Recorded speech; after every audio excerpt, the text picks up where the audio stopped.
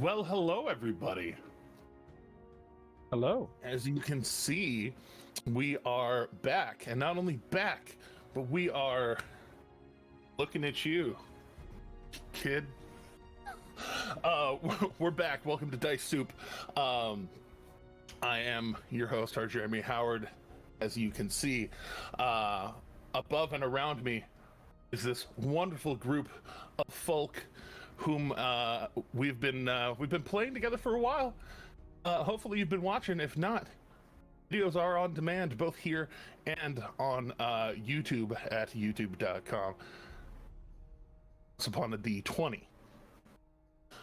Now we're going to get back into the wonderful story of our Dice Soup characters. Last week had the group continuing travel towards Hupperduke from Grimgaleer, and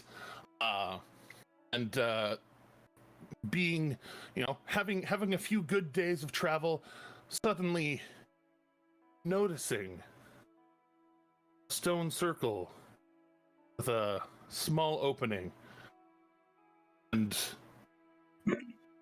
they went to investigate. Well, few of them had the very brilliant idea of if we mess around, we will in fact find out, and wanted to keep going, but Alec was not to be dissuaded.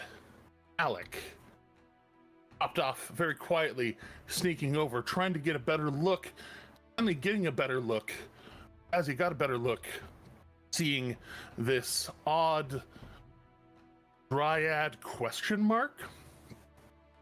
fawning over a satyr playing his lovely lute. Blackbird stepped on a branch, made noise, ducked behind a tree, and then suddenly the tree was looking at her.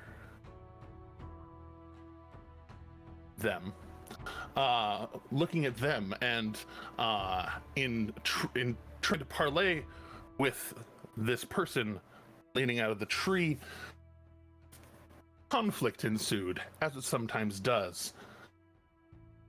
Like taking their position from behind the tree, hucked a knife at the satyr, shot him in the arm, looked mildly offended, then realized he had been under a charm.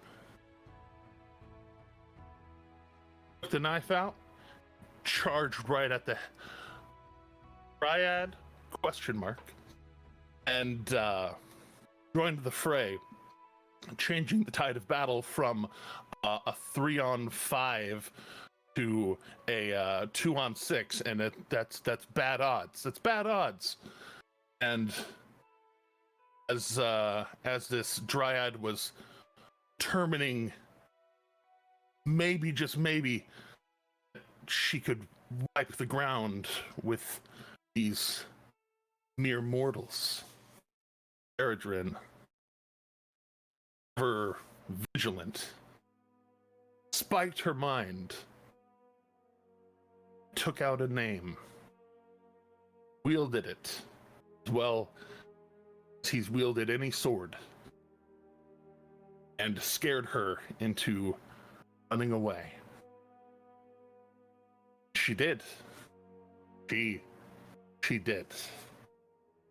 And in freeing this satyr, the satyr was very grateful, giving the only thing that he had to give of any monetary value, at least, over to the recently nearly slain Luca.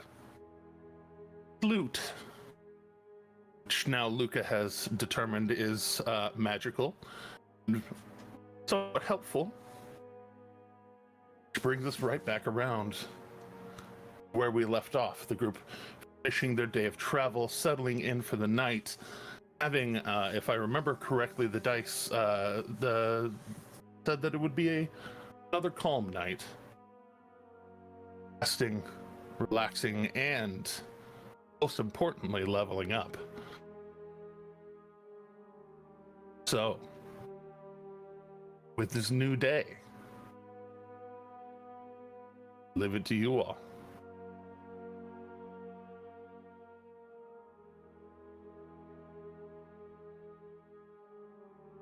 What do you want to do?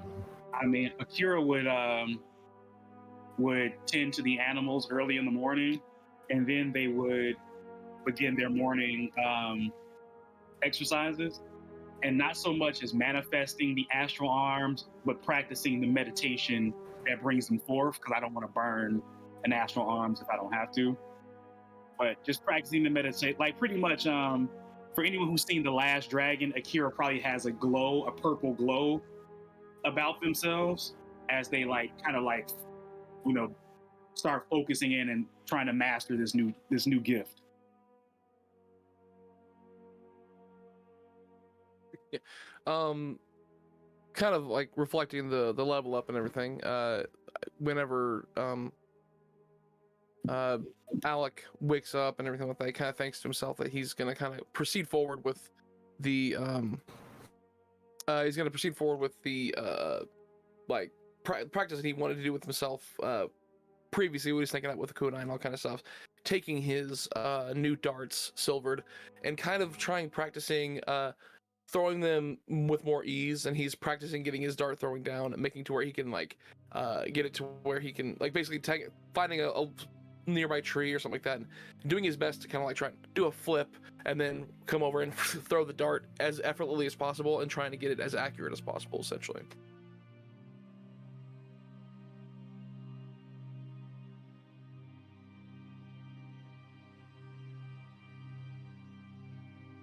And Luca would be taking the time to familiarize himself with this very new loot that he's come into possession of.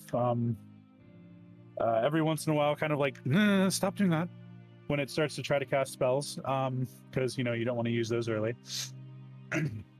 But it's a very, very, very nice looking instrument, and he's pretty proud of it, honestly, because it's probably the nicest one he's ever had.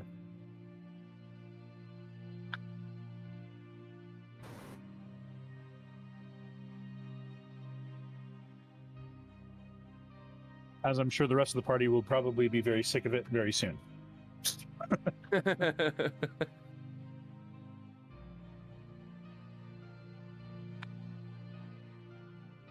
Urgent, can we hear you now? Can you hear me? Yes.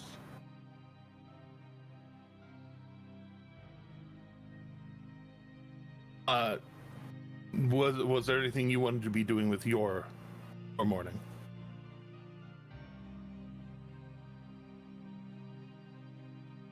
Crap, I can't hear.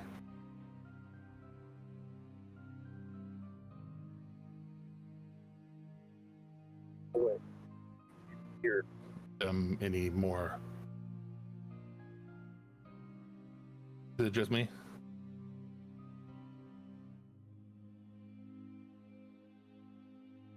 Also, I guess I would also be with the horses. Oh, right. Going, giving the kind care of the morning. Well, Ro, we are still having an audio problem on your end.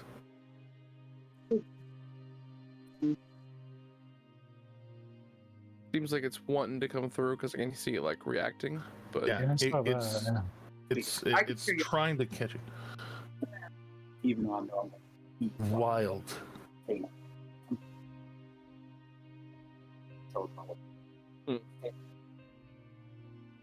mean, I'd be willing to say, is it just me? Because I'm a. I definitely can't hear him either. Yeah, okay. I can't hear him either. I could see the green border showing up. He keeps trying to show up. We love you. At least. We do love you. Come back to us. We miss you. Ro, please come back. Oh yeah, is the sensitivity at the right level? No, it wasn't that. I had to go to my phone because my Wi-Fi dropped out. But some of the bitch, right on. We can hear you. Yeah, okay. So what I would like to do is to sit and think and hopefully possibly produce maybe a bit. A bit of what? Shadowy? Or echoey? Or I heard shadowy. Shadow is the only word I heard. echoey or Oh, produce. there it is. Okay. So, yeah, Eredrin,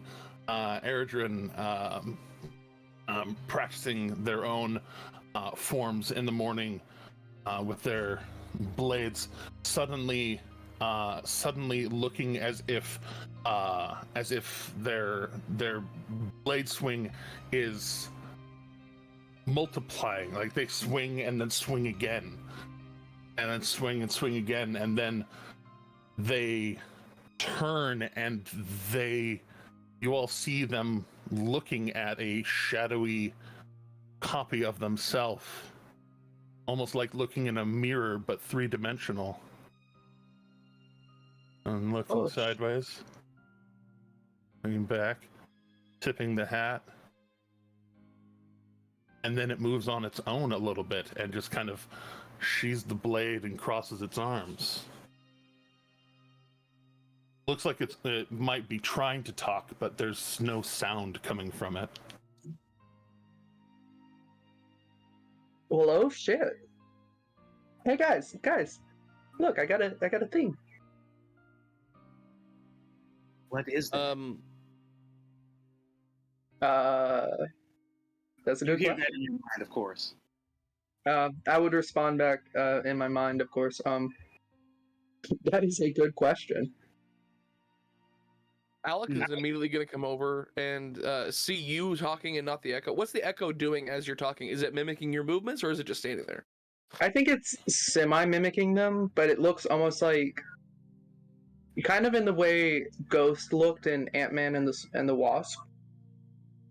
Kind of in that way. In and out a little bit. Just slightly, since it is my first time using my echo, but I do seem to somewhat moving it in a semi-mimical shape, pattern, fashion. But basically, while Alec's standing next to him, he's gonna go, "Oh, okay," and immediately pull out his quarterstaff and just and swipe through it and see if it's solid. Go ahead and make an attack roll. Sure. Let me get this pulled up. My quarterstaff. Mm-hmm. Gonna give it a roll if it'll let me. Come on. For some reason, it is being picky. There we go. What did it roll? There it is.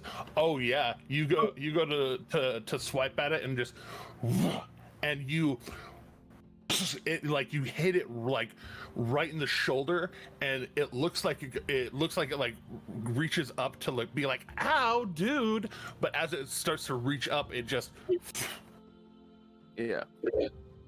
melts. So I'll just look at that and go, huh, neat. Got one of you I can beat up.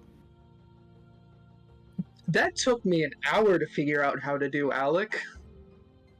Well, next time will take you 30 minutes. And then he just walks away. I'm going to sit there and immediately start trying to summon my echo again.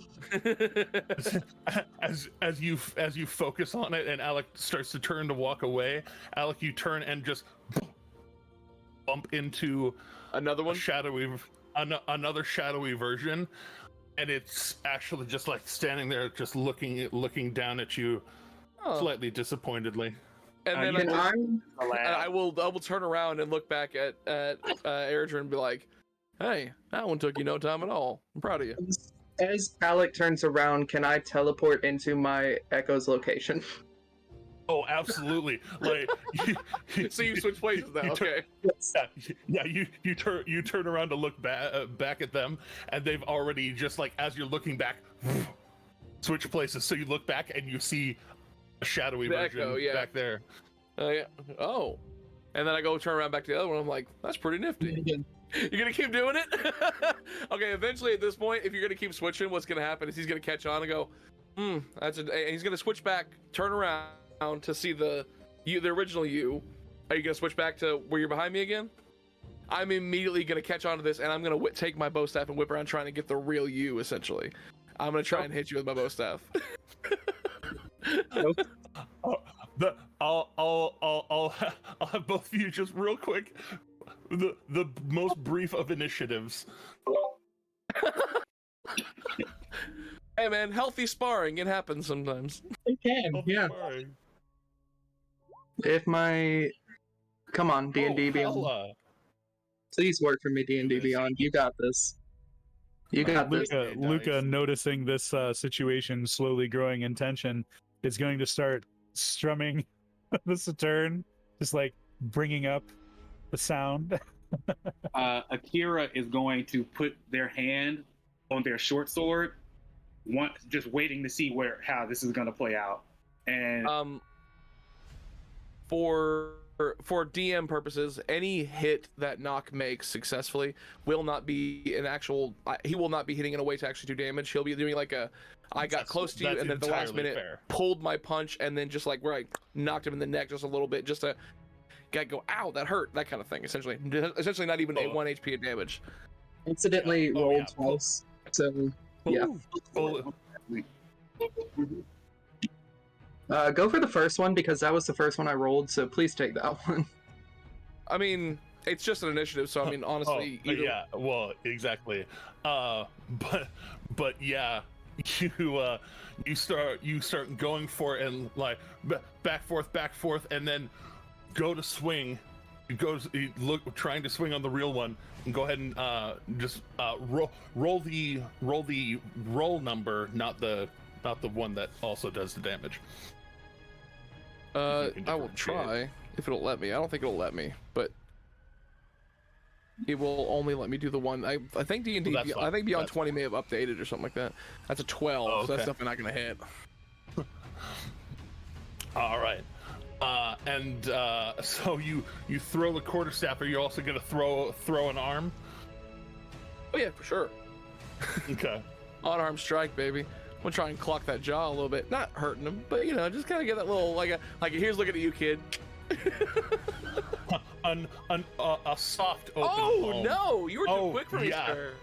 Yeah, you go for it and just throw, and Erigin just very quickly just deflects off the staff, and you go to like rest your fist on his chin, and he just like suddenly pops off into the other version. Yeah. Also, I want to say from behind him, now that I've teleported, cute, good attempt. My turn. I'm going to move forward because I will now be behind him. So that would give both me and that would give you flanking, right? So So +1. Yes. So I'm going to with the blunt side of my glaive, bring in from behind for my attack, and also use my bonus action for Echo's Fury to have my Echo do the same thing from in front of him, right near the chin, stopping right short of hitting him. Nice. Okay. Go for it. 2 swings. Swipey. Let's see how this goes.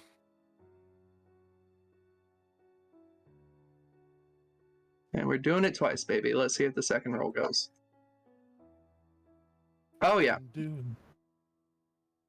Ooh. All right. So, forget. Does a 16 actually hit? Yes, it does. All right. So as you throw, he goes, nice try, and one of the glaive butts like touches the back of your knee and like puts you off balance, and the other one, as you're kind of tipping a little bit, touches the side of your face and just catches you in that you just kind of fell into a banister sort of way, and but it stops you from falling, but you have that little bit of a Yep. Do y'all want to continue? Oh, 100%. Alec is not taking that. He is gonna now at this point. He's gonna try and do like kind of a tornado kind of motion with his quarterstaff and his fist, essentially, and try to Well, you know what? Honestly, what he's gonna do? No, he didn't want to hurt anybody. I was gonna say I can use my new fancy subclass. I don't want to hurt nobody. So, basically, I take that quarterstaff and do a swiping motion, and I'm gonna do the same thing, but I'm gonna be doing it kind of like in a twisting motion, going down to my knees, essentially. Right on. All right. So that'll be quarterstaff, and then unarmed strike. I know that the second one's gonna hit, but does I'm assuming your AC is higher than a 14. The first one Are wouldn't hit me or my Yeah. No. Let's say, are you specifically still going for Eridrin Prime? Oh yeah, 100%. Basically, the way what I'm aiming for is, like I said, I'm gonna, as I sweep over, however he decides to dodge the or miss, however I miss with the staff, whatever, the fist is gonna come up and pretty much come right underneath his chin, essentially, like striking upwards, and just like like you may have gotten me, but I'm keeping in this, essentially. All right. Well then, I suppose it is chainmail. So as you spin about and go to strike, you glance off of his chainmail, and then he kind of like deflects the blow, and then you just, as the quarterstaff deflects off, you pull around with your fist and just tap chin. So right now we're at technically 2 points to 1 point in favor of Eridrin. I will have this boil down to 3 total rounds. I think this one brings it around to Eridrin, though. It does. And with that,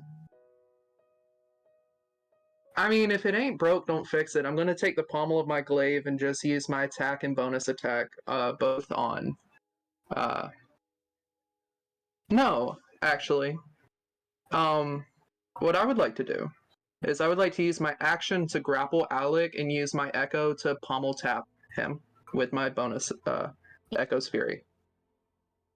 Okay. Are you wanting to grapple him or put him in a disadvantageous position, technically shoving prone? More like full Nelson is what I'm wanting to do, if that makes sense. Like exposing the torso. Okay. We'll call that shoving prone for the purposes of advantage for your other attack. So with that, knock, athletics or acrobatics, your choice. Eridrin, athletics check. Very well. Hell yeah. Hell yeah. All right, so you go for it and kind of start to wrap around Nock's arm and try and spin them around, and you go to spin them and lock them. As your Echo goes to swing, Nock just like almost like disjoints the shoulder and just slips out and pulls himself together. Go ahead and Echo attack without advantage in this case. Very well. I'm assuming it's a 13 I have to beat. My and I don't AC? No, yeah, my AC is not a 13, but yeah, that definitely ain't gonna beat it either. Yeah, no, Nock is very lithe. Rolled a 22 for the acrobatics, so yeah, and you try and score kind of that like final knockdown point, and he just slips out and dodges the other way, back around top of the turn. Knock. Can I yeah. action? Oh, action surge! Oh, hell yeah! Go ahead. Oh, action surge. Okay, cool. Get one more attack, buddy. I'm going to attack. Are you wanting to repeat the process? So I can't actually do that because I've used my bonus action action surge doesn't give me a bonus action. Oh, right. But I'm just going to use my glaive now to attack. Pommel side, obviously. Okay. Yeah. Both made it clear y'all are not looking for blood. Nope. All right. Going for that grab, slip out, shank with the shadow stick, your regular stick, and Alec is water. Right. Well, fluid, baby. I haven't fluid. used my movement yet, so I'm going to step back 40 feet, and since I have the mobile feet, you cannot take an attack of opportunity on me. Oh, okay. Is that what mobile divs takes away attack of opportunity? As long as I As long as you swing. Yeah. You don't even have to hit, you just have to swing. I didn't know mobile did that. I knew mobile made it faster. That's awesome. Mobile's good. It's so good. Love it.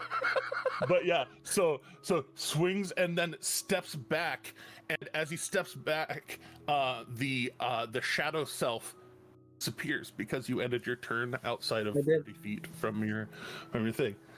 I did. Okay.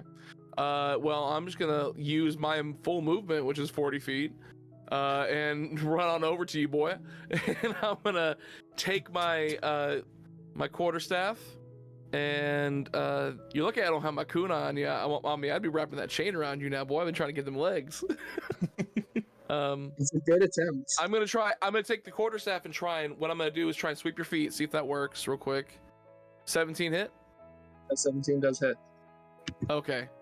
All right, and then with basically I sweep your legs, knock you prone, and then take my unarmed strike to your face. Sweep the leg. And I just get right here at right on your nose, like not even touching it, just like right in front of you. Very well.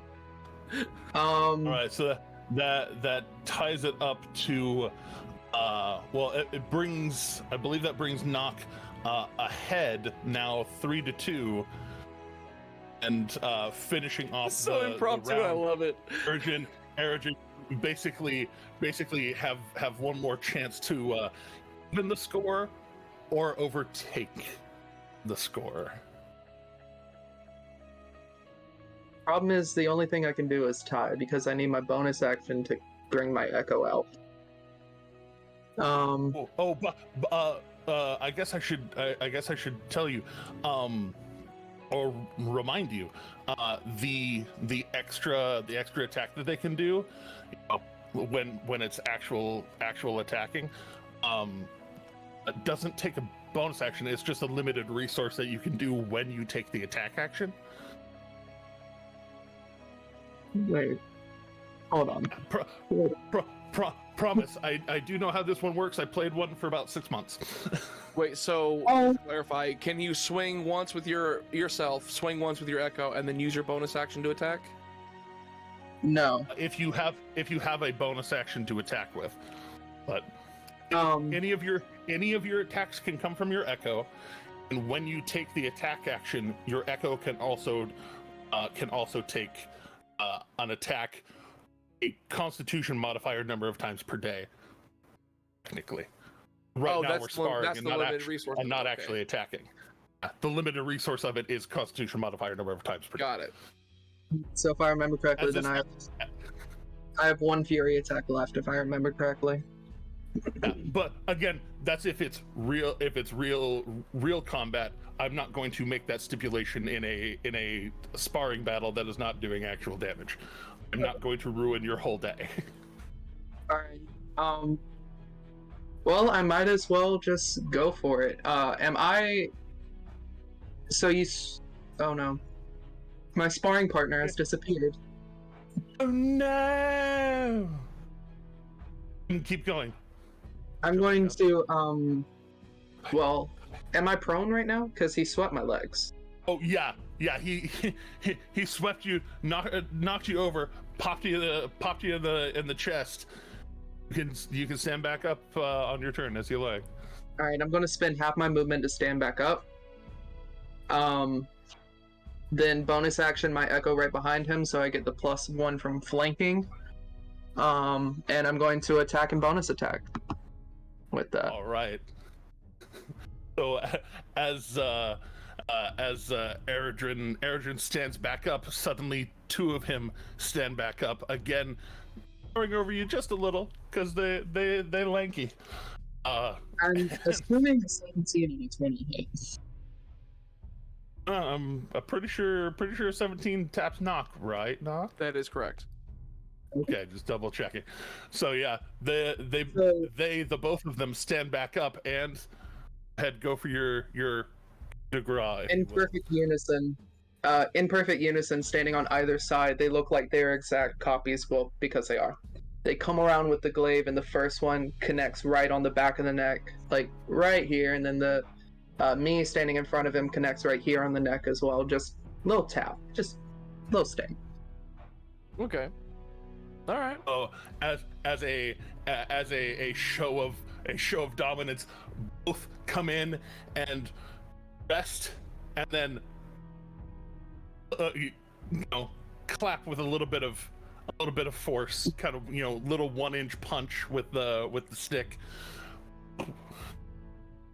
So, as that takes place, and he takes those hits, what he does is he takes a moment and he steps away from the two of them, gives a little flourish with his quarterstaff, sheathes it on his back, takes his fist in his hand, and he gives a bow to show honor and just like saying, "All right, you know your stuff." Both me and my Echo are going to reach out to the very brim of our hats and just tip them slightly. I mean, I'm going to turn to my Echo, and my Echo turns to me, and I'm going to tip my hat at my Echo, and vice versa. This is one of the most anime fights I think I've ever seen in D&D, honestly. Then I'm going to dispel my Echo. That double hat tip, though. And it's opposite arms too, whichever one. Yeah, so reaches they're up both on each with side, right or just- left. So it's either one on each side or elbow to elbow, and then they turn and towards each other the same way. Then the gray one or the shadowy one just kind of turns and looks like they walk away into almost a fractal in space and just away. Eredrin, That's pretty cool. you hear an audible sigh in your head, and then always the show off. I gotta do it, baby. I gotta do it. Gotta do it to him. I was just having fun. He's the one who swung. True. Hey, no, I mean, no, bro. No, Alec was having fun too. Alec was having a good time. Like he was enjoying this. He was like, I get to like fight somebody who I actually don't want to hurt at all, and who I just want to like have fun with and like I get good practice in.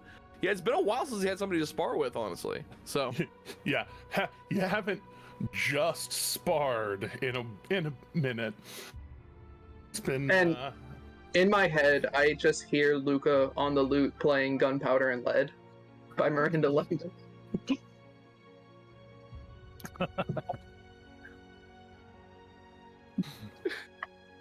country, the a genre the that doesn't fight's even over. exist in this realm. The Hey. fight's over, and you just hear him pluck out a couple strings like do do do do do do do do do like. Yeah. Do, do, do, do, do, do, do. With you didn't like actually like with the glaive or anything like that. Did you actually ever nick me or anything like that? I don't think it did. Like He's using the pommel side, so my glaive is singular bladed, so technically a polearm, but we're not considering it that. okay, But it just has one long curved blade on one end, so I popped you with the pommel side. yeah. And so he just kind of like rubbing where he like the like jaw or wherever where he got hit, and just kind of like that was a good one. You definitely know your stuff, and I'm glad to just been able to, spar for a change. Hey, it was fun seeing someone else's technique. I mean, if you want another person that's fun to spar with, try Akira out sometime. Oh, I'm trust gonna me. tip my Akira. I've seen Akira use their weapons and stuff like that. I'm definitely interested in some kind of competition. You see Akira shyly smile, and then nod their head at you, and then they just take out their short sword and just like, Yep. they're just like waiting at you. Man, So just you take the short sword out, and you take the short sword out and do what? And they're waving it at you in in like a playful fashion. Oh, okay, I see. Yeah. And I Yeah. say, I'll just look and go like, yeah, someday, friend. Definitely And someday. they're like doing the whole on guard. the Jack Sparrow on the barrel from. Yeah. Exactly. Get a hand back. Yeah, exactly.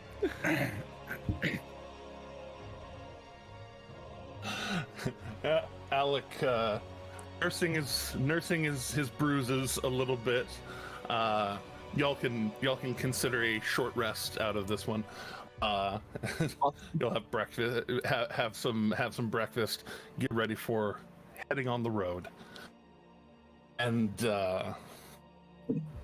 I think I was the last one to roll the daily encounter dice, so that brings us back to the top of the chatter. Adrian, if you please give us a D12 and a D20 for today's events. Heading through the intersection of the Glory Run and the Hupperduke Grimgalier road. It was a 4 and a 6. I didn't mean for them to roll together, but Oh no, you're fine. You're fine. Okay, 6 is fair enough weather. The also, for the record, my echo instead of my mage hand, now my echo is what is the guiding form and function. nice. Instead of mage hand, huh? Delegating, it's even better. Like, I'm gonna seeing this. Alec is gonna kind of lean over and just like look at Akira, and not even say words, and just kind of gesture towards Eredrin and just go like a, really? Like, just get like, is he like kind of like is he always this kind of show up? Akira shakes their head at you in a very affirmative way. Oh, yeah. Can I, from my spot in the cart, just say, "Why do you think I wear the hat?" Luca just kind of like leans against the railing, looks around at the group, and just, you thought it was going to be me, didn't you? Once again, Akira shakes their head like. Oh, thanks for the vote of confidence. Akira has not stopped shaking their head this entire conversation. Pretty much. It's one long head shake for Akira. when Whether it be like this, when a face palm just not enough. Yeah. Our first merch idea, Akira bobblehead.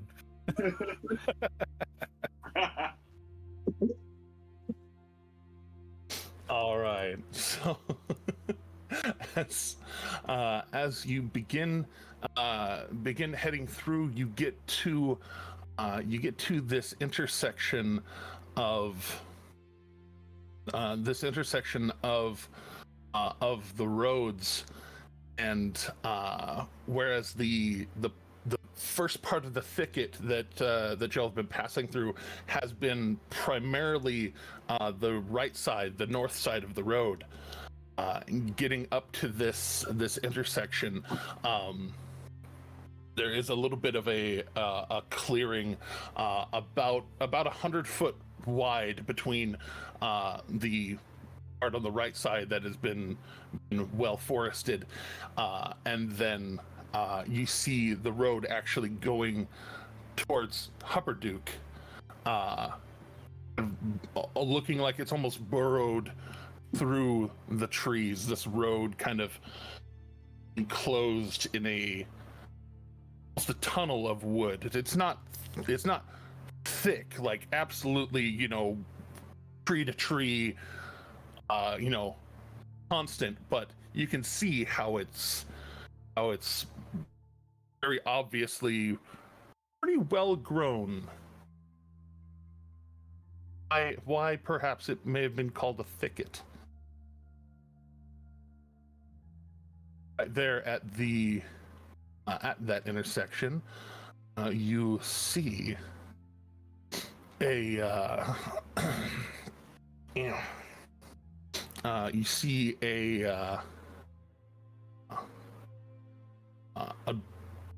dwarf sitting on a looks like a cluster of stumps that have been removed from the ground, just cut down into kind of like a common area of seats.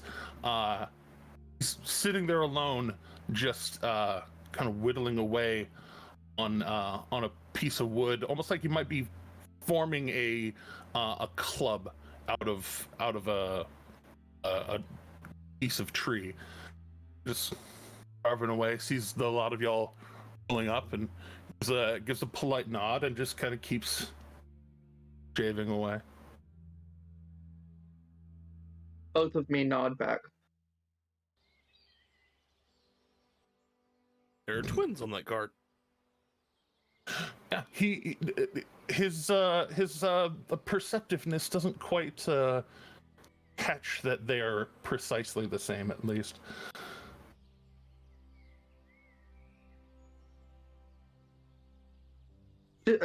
Question. Mm-hmm. Would I English? It's a language. It is a construct. Heard. Would I know this dwarf? Do you know this dwarf? Go ahead. I'll take a history check to History. Man, I took proficiency in history. I do not know this dwarf. They don't look entirely familiar. Looking at kind of taking a closer look at them. Contra most dwarves, rather than having a central beard that goes down, they essentially they have braided their chops. Their chin is clear, but their chops go down into this double of well-groomed ponytail braid. And you really notice when they look up, and you see the tip of a chin on a dwarf, solid, well crafted, like stone, really. And he just kind of and he gives that nod, sees the hat's tip back, and keeps whittling away. And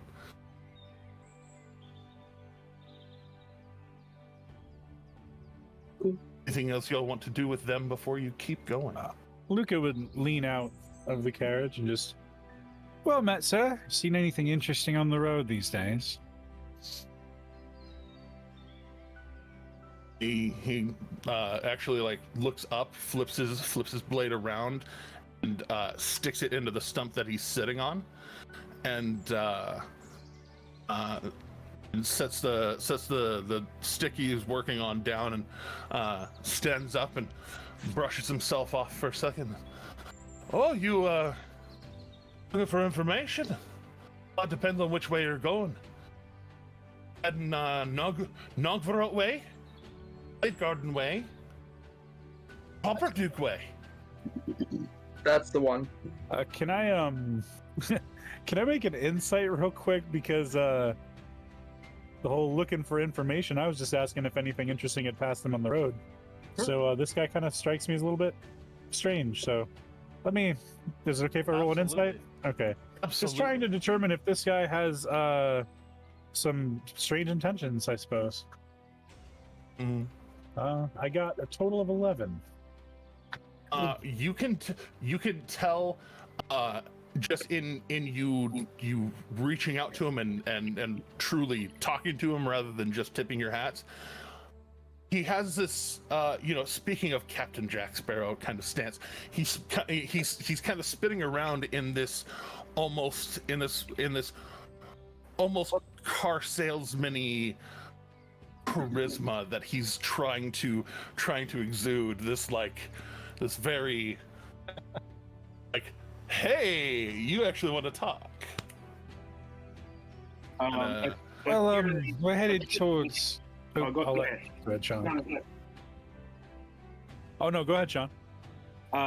Akira will speak to Erigen. This is strange, isn't it? I bet. Luca just smiles and just in the direction of Uppaduke. Have you seen anything interesting past that way?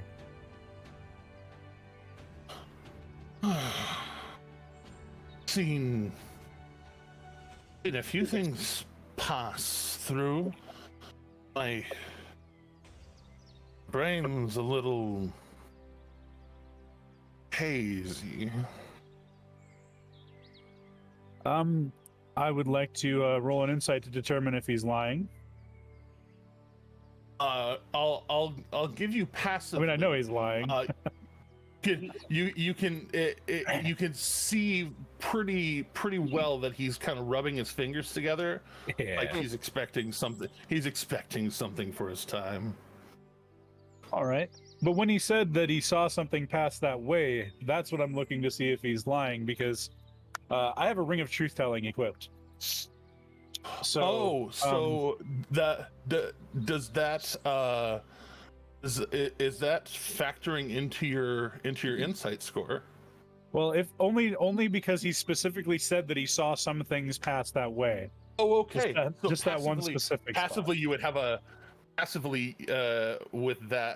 with checking for truth, you'd have an insight of 20. Holy shit, that's cool. Because advantage gives a passive +5.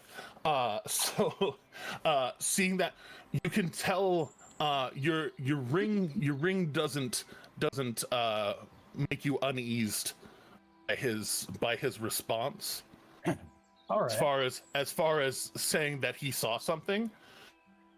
But then when he says his memory's a little hazy, there is that twinge of, that's not the entire truth. All right. Luca has zero hesitation here. He's going to reach down into his bag, and he's going to just flick out a gold towards the dwarf. I could have gotten you out of this for free. It's not about getting out for free.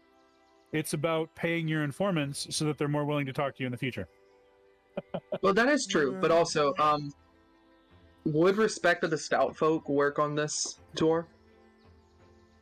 Because that is more. I think we're flavoring that more towards specifically like craftsmen. This guy's not certainly not presenting himself as a craftsman. If anything, he's passing the time, whittling the wood. Flicking it over, he goes from that kind of lackadaisical stance to like snatches it out of the air, and looks at it, does a quick little gold test, and he's like,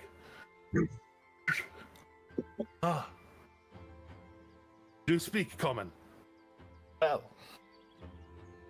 heading that way, things have been a little inky the last day.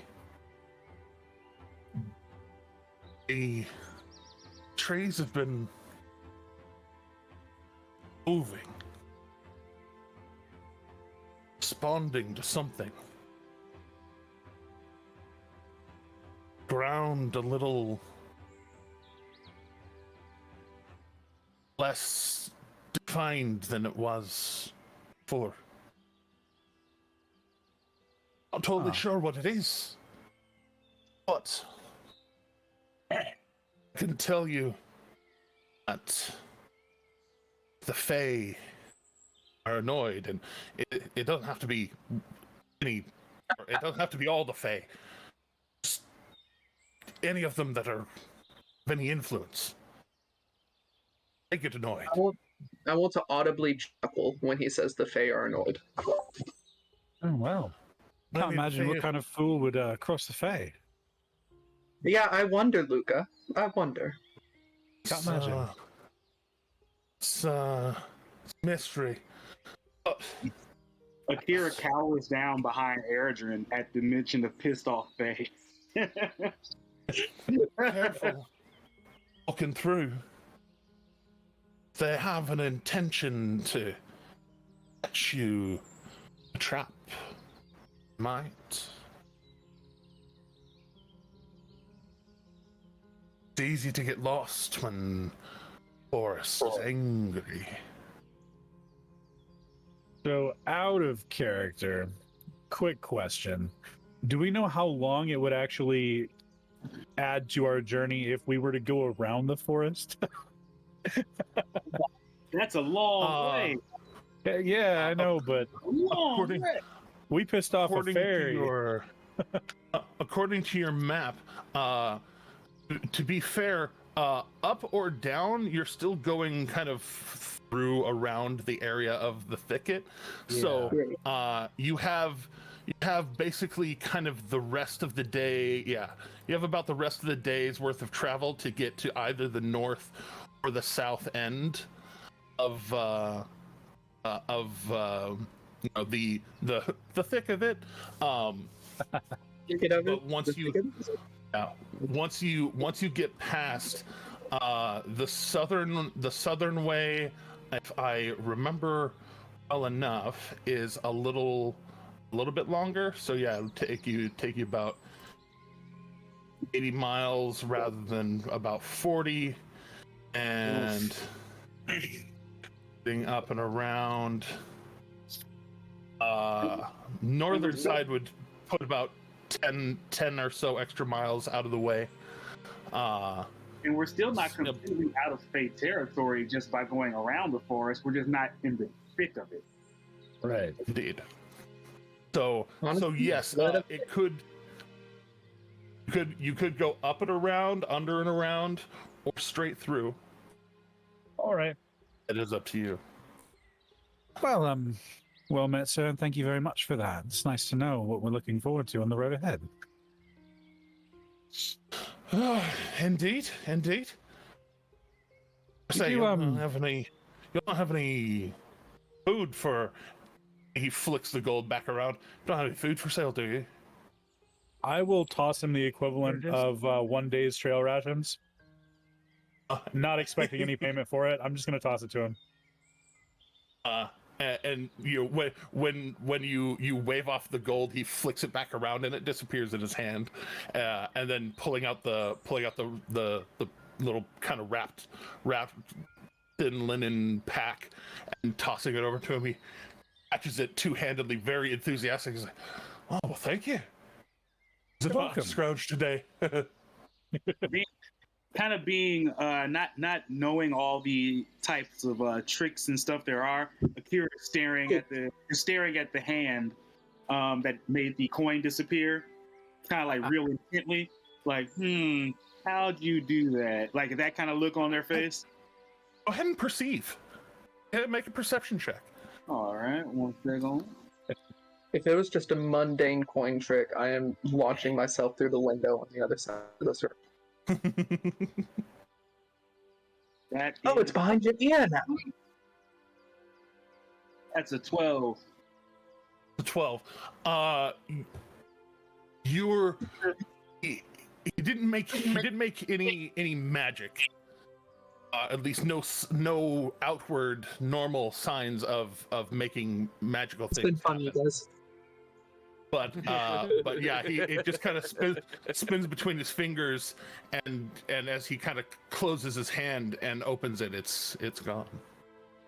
You're not quite sure how or where. Yeah, a puzzled look comes across Akira's face, and they're definitely presenting a look of astoundment, like like a child at a magic show, like woo. And seeing that, he kind of picks up on that a little bit, and looking, he's like, your friend likes the. And he does a little movement with his right hand and flicks his left, and as he flicks his left, a card pops into his hand. I will use Mage Hand, which I can do at will, and grab that card. And it presents invisibly. Simultaneously, I want to sit my echo 5 feet from him. And he starts to do the whole, "Oh, you like magic, do you? I'll do a magic and the card lifts up without him seeing the mage hand happen, and then your echo goes from behind the reins, kind of collapses in on itself, and then suddenly appears next to him, and he looks up, like he's a solid 5 foot, and then looking up at Echo Eredrin, and like. There's that moment of like, hey. Telepathically in his head, I'm going to say, we like magic, but we don't like combat.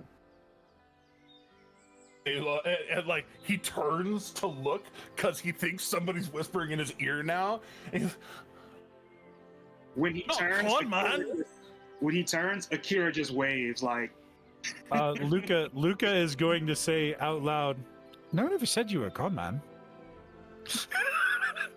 Somebody said it. That's a cool trick. That's when Alec is gonna kind of look him dead in the eye and just be like, "You all right there, friend? You don't look so right. You're getting a little pale there." Good. Want to dispel my He's just gonna go like alter his voice a little bit. He's gonna make a different voice come out, a completely different voice, and just say like, and it's gonna be his own voice saying, "You all right, friend? What's happening? Is everything all right?" And I want a group deception check. I want Akira. I want Alec. I want Eredrin. Do I Luca, have to you're make helping deception? too? Oh, I would love Are to. you helping too? Yeah. Yeah, So group Nine. deception. My minimum deception's an 18, so Love it. I love it so much. Go ahead and roll just in case. And I want to keep saying con man in his head. Just keep saying it in his head. Oh motherfucker! Oh, that's so bad. yeah, I have silver tongue, so I my deception check's an 18. Yeah. You know when you roll a, does it say, yeah, roll the natural 1 and you still got an 18. That's so good. That's why it shows up red. Uh-huh. Hey, hi, I'm a College of Eloquence bard. yep, those things are fun, buddy. And what was Akira's again? A 9. 9. So I'm gonna do my Knock quick and I average got here. you. Yeah. So in a So that being able to get somebody else's voice to come out of your face is very useful. Yeah. Can I also Should use we get my some mage kind of like hand? inherent deception bonus for that? Like, I don't know. I mean, I think I do. I mean, well, so I took it's one of the it's feat going I to took affect was it's going to affect his reaction for sure. yeah, 100%. Can I also use my I love invisible that. mage hand to pick up the knife that he stabbed into the stump? Oh shit! Y'all are doing work. Okay. So that means that with all the work that y'all are putting into this whole affair, and yes, you can, because it's not stabbed that deeply. It's not stabbed that deeply in, and your mage hand is invisible, and you don't have to talk about it. Yeah, it definitely takes less than 10 pounds of pressure to get that thing out. Yeah. So Also, like he just barely stabbed it. It was like the tip, not like aggressive shank. So Hold it floated around his head as if it's floating itself. all right, so 2d20 KL1 it's 1. Yeah, no, it's bad. It's real bad.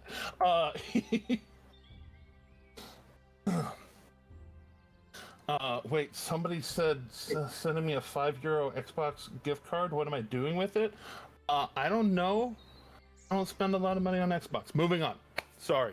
I have so many chats going on at the same time. Twitch chat, y'all are TikTok. amazing. Yeah, that was TikTok. So, you know, somebody's offering me €5.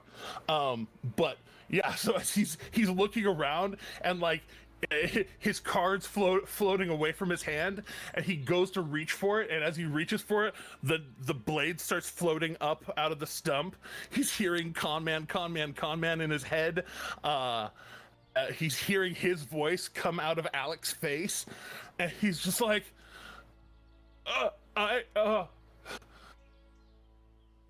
Faye, the Faye about.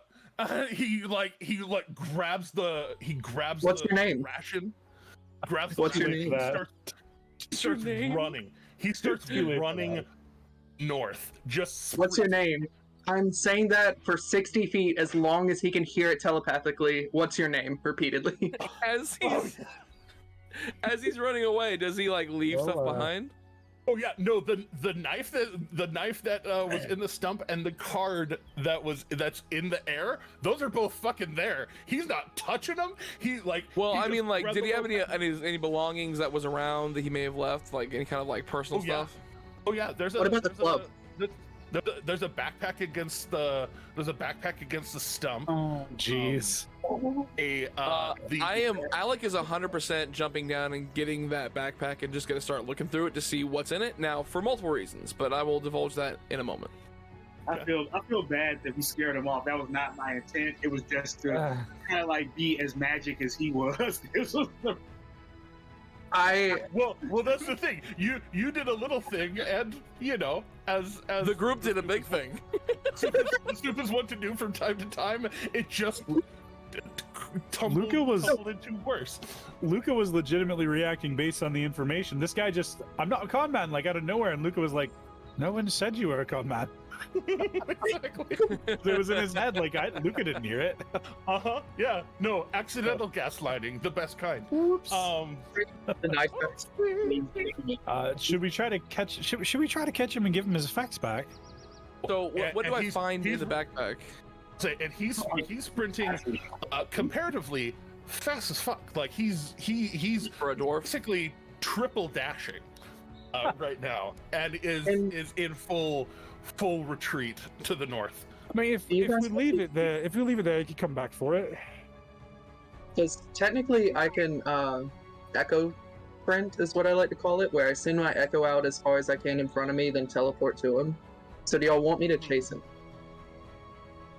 well, that my answer is based entirely on what's in this backpack. If I find various things in this backpack, I'm like, this guy's a bad guy, then yeah, I'm gonna go get him myself. Yeah, if definitely. I find out that there's nothing, like he's just a normal guy, I'm gonna feel bad about what we did. Definitely, Oh my God, let's let Alec get the results of searching that bag. Yeah. So opening up the backpack, look in. Right now, like you have the flap on the top. You look in, and it looks like there's nothing in it. There's a side pouch on each side. You gotta look open, nothing. Look open, nothing. I'm gonna reach in, see if I can feel anything, or you know what? I'm gonna reach in and think of gold, and I'm just gonna see if I can pull any out. All right, you think of gold, and you suddenly feel a pouch. Mm-hmm. Like your hand just landed on it naturally, and you pull it out, and there's a pouch kind of jingling. Does it feel pretty thick? It's here. We're about to find out together. I'm immediately gonna take this pouch, pull it out, look, whatever amounts in there is fine. I'm gonna throw it, look at the group, and I'm gonna say, well, he had a bag of holding. We're gonna see what's in it. And I'm gonna throw the gold onto the cart, and then I'm gonna take that I'm gonna take that backpack. I'm gonna fold it inside out. I'm dumping everything.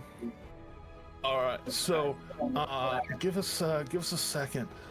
I need. Yeah, I'm aware that this is something you just completely pulled out of your hat, so I'm fully letting you do what you gotta do. No, you're fine. You're fine. It's even less complicated than that. This particular item, though. Here we go. Need to double check the functionality of it.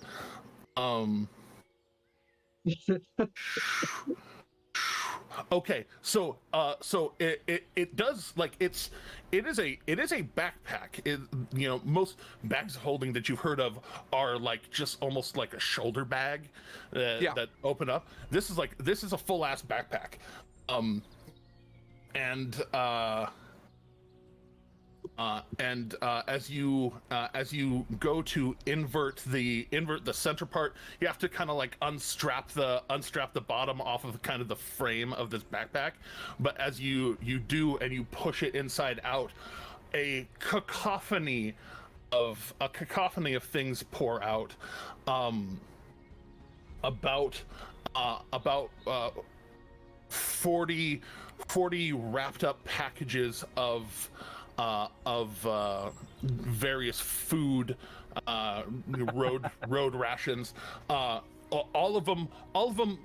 If you pick up one or two of them just to examine them, they're not like old in the way of being bad, but they are older than the one that just got tossed over to him. Yeah. You see about 5 more of these kind of whittling daggers kind of fall out. None of them have sheaths. They just kind of clank onto the ground. The pouch that you found, just a quick cursory glance, there's at least 50 pieces of coinage in there between gold and silver, and and you set it down. There's a full-on bedroll. It looks like it's like the padding of it is older, but it has a couple of nicer linen sheets that are kind of up inside of it too, to like make it even more comfortable.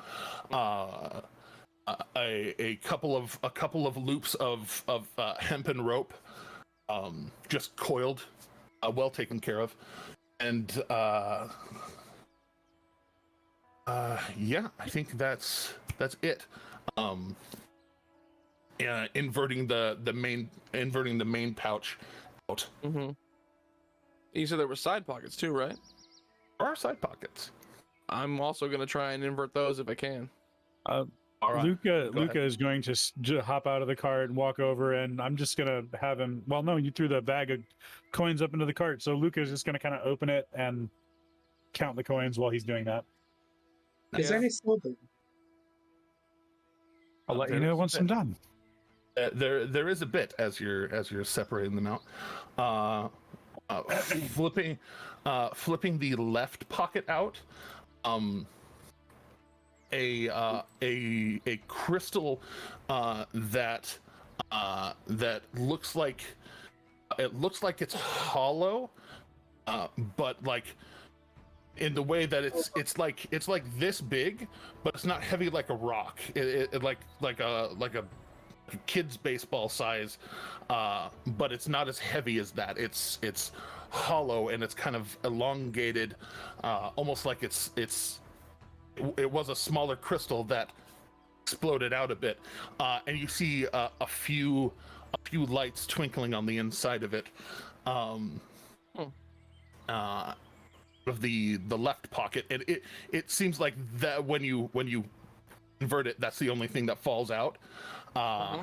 And then on the right side, I'm gonna kind of take that and go just like, anybody know what this is? Because I have no idea. Can I roll Arcana on it? can most definitely. I'm just gonna toss it over to Erdrin. Just for shits and gigs, I want to catch it with my mage hand and then hold it with my mage hand in front of my eye. Nice. All right. Nice. Dropping the blade, resummoning the hand, and snatching it out of the air. No, I took the blade. The blade's in my bag now. Okay, flipping the blade back. It is that one is just it is a dagger. It is well made, functional. You can tell very easily. Expert in the field. I'm keeping that shit. Keeping that shit. Anywho, So, yeah. as you pull out the right side also has something that has glowing property to it. A small, about mug-sized or a small stein-sized lantern pulls out of it. It smells of oil. Kind of crank the top of it, and it has an oil basin at the bottom, and a wick that comes out of it. Looks well made, and there is a little bit of a glow. The aperture of it actually is it's well crafted. It has a little bit of a sheen to it. This kind of like green, and then etchings of kind of leaves and branches kind of weaving together. And where's the aperture at? On the side of it. Basically, you can take the top off, ignite it, or snap a prestige on the inside because you can see through the aperture. But and I'm calling it an aperture on purpose, not just a hole, because you can see that whoever crafted this pretty good at what they do, and kind of twisting around the outside of the lens, it shutters. It can shutter down and then shutter back open. Okay, cool. And that's the only thing I find in the other pocket. Yes, the etchings on the glass definitely betray a bit of magicalness to them as well. Sure. All right, I'm gonna take that. I'm gonna get on the cart and kind of hand that over to Erdrin as well. And I'm just gonna look at him like, what exactly is the crystal thing? Looking at the crystal, and handling it carefully as one does. There you are. You focus in on it and kind of will it, and you're like kind of thinking, show me what you are, and it starts to, one of the sparks inside of it, it's bigger and kind of overtakes the other two, and it starts glowing. Even in the like, it's a kind of an overcast day, and it is bright in your hand. Not blinding at the moment, but bright.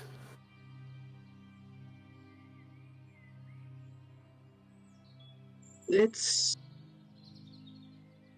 interesting, to say the least.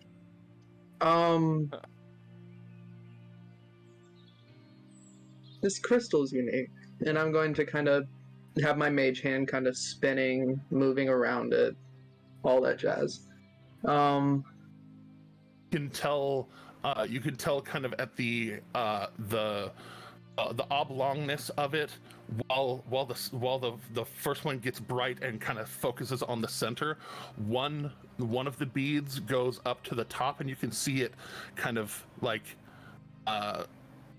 kind of focusing out this kind of more bulbous dome side, where it's kind of resting up there.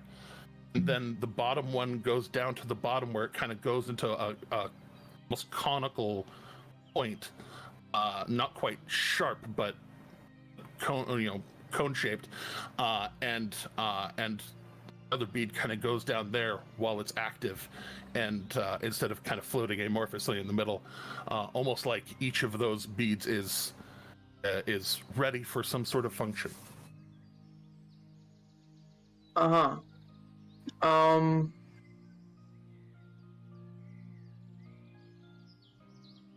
Okay.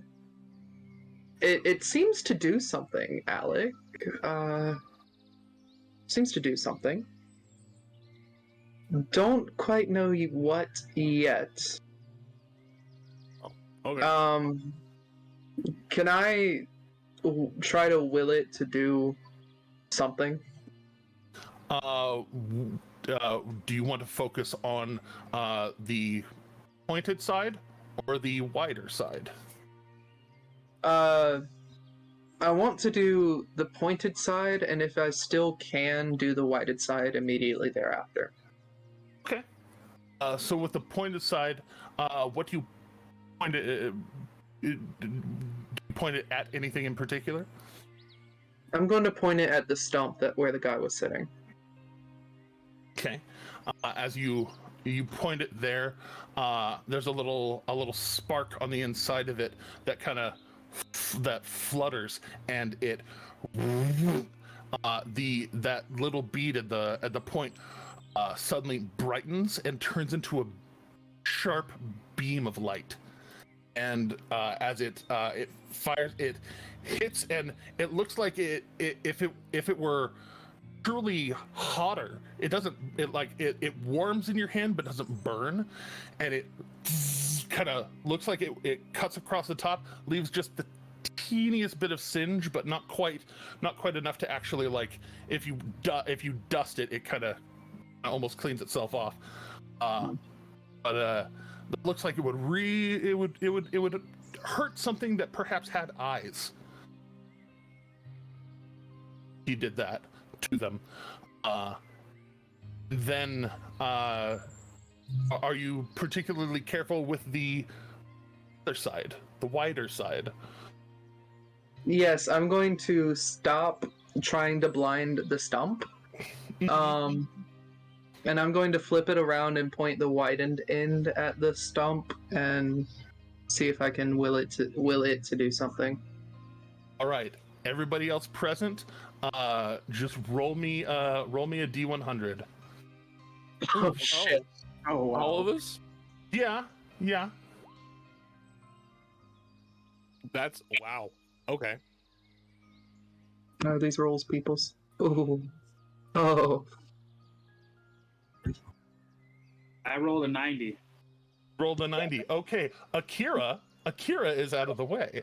As for Lucius and Alec, y'all are tooling about, doing what you do, and you flip it around and point and will the wider side, and you see, whereas the other one was a little bit of a tiny spark, it's like a bigger spark, like about 5 times as large spark, kind of swirls around it, and then instead of a focus beam, it's like, and it's a 30-foot cone.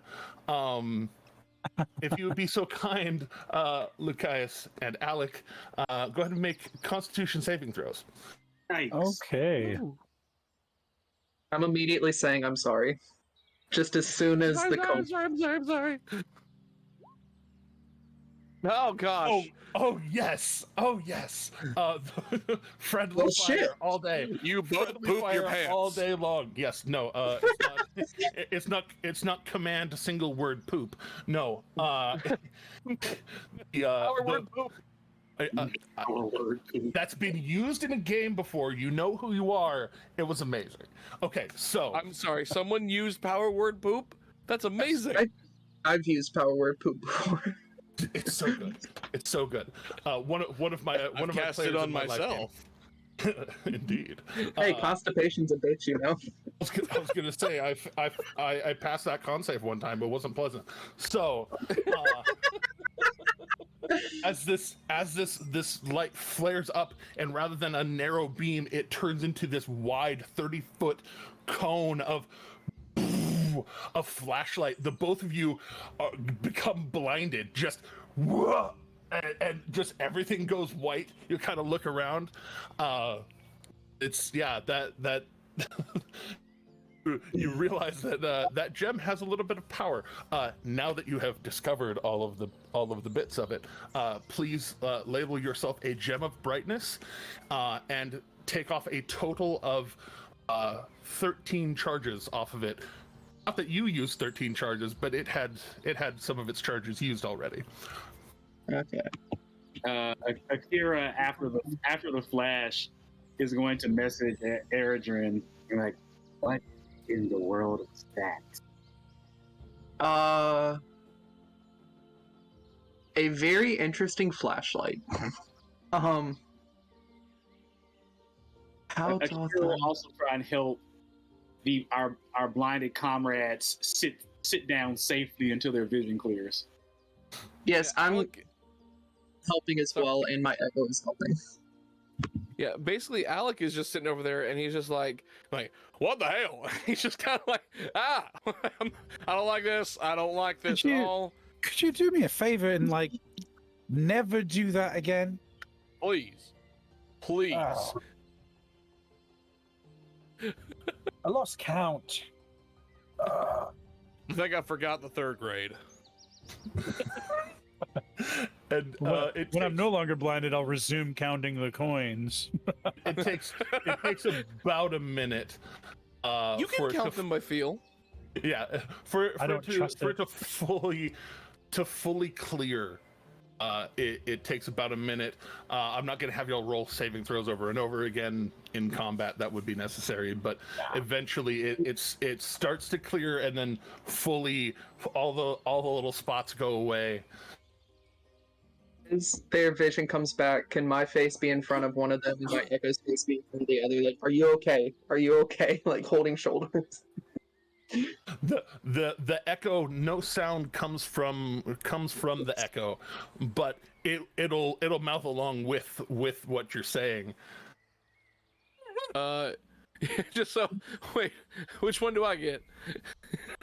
You get me. I get you? Because I know how you like my... Well, I was just like, if full disclosure, if I had opened my eyes and it was just the echo mouthing the words, "Are you okay?" I would have immediately punched in the face.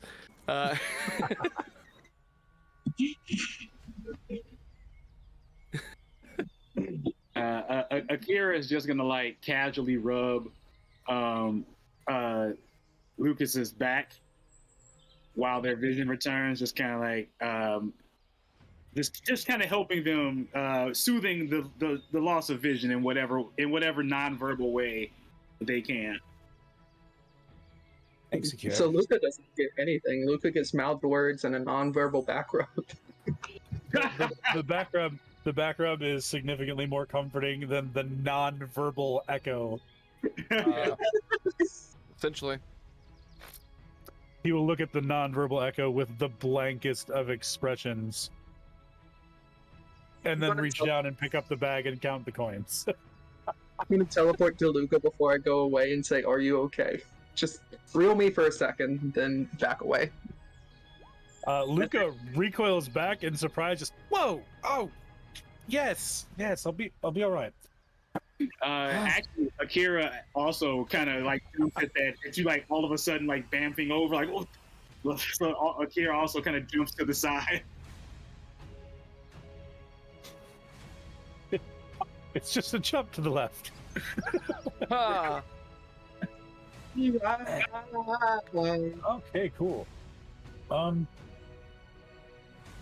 Honestly, for right now, I think Luca will report that I found about 14 silver and 85 copper, and and he'll put it back in the bag because I think Alec has the bag, right?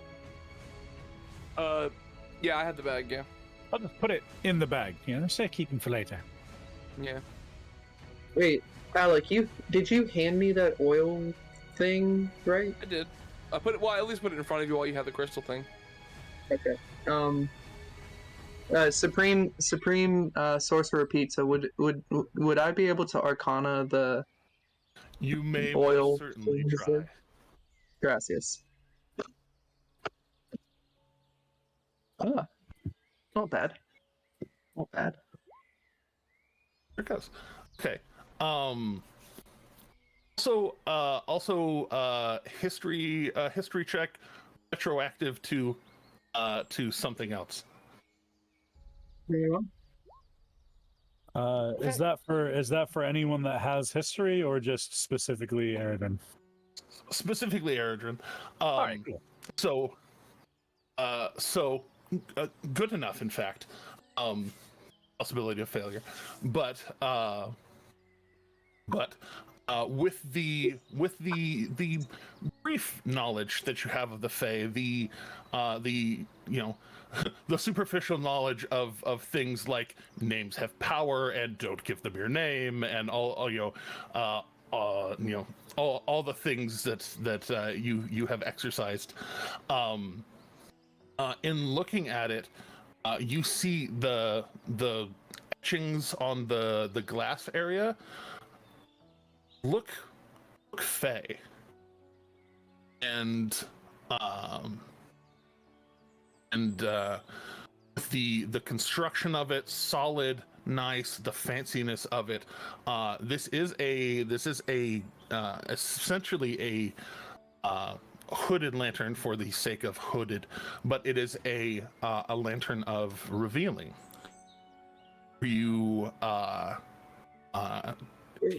you light the wick, not only is the wick like of a different material than normal, it seems to have a bit of enchantment to it, where like you pull it out and you light it and it stays lit without actually charring the wick at all.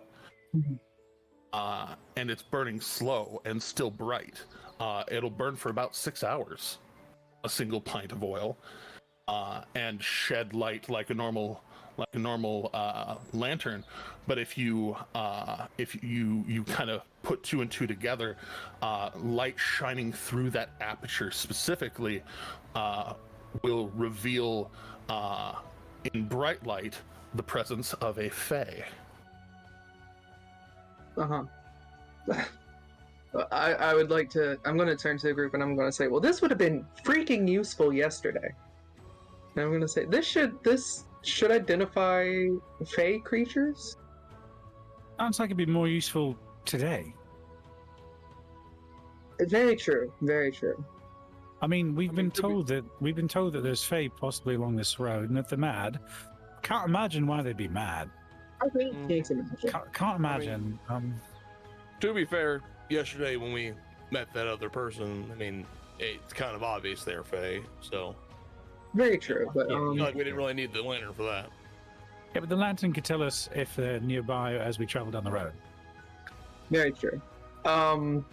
Which means it seems like we can take the short way through. I agree. And at this point, I am going to pass the lantern back to Alec. I think we all knew that we were going to take the short way through, whether or not, because we're kind of doing something that has a time limit here, aren't we? Like, we do need to get there quickly, yes. We do need to get moving. Yeah, Akira chimes in, time is a factor. Is this out loud? No, in everyone's mind. Okay. I'm just waiting for it. Waiting for that day. When everyone seems to lantern of tracking, not lantern of revealing. When everyone seems to react to Akira's message, Luca wonders for a moment if it was actually in his head. There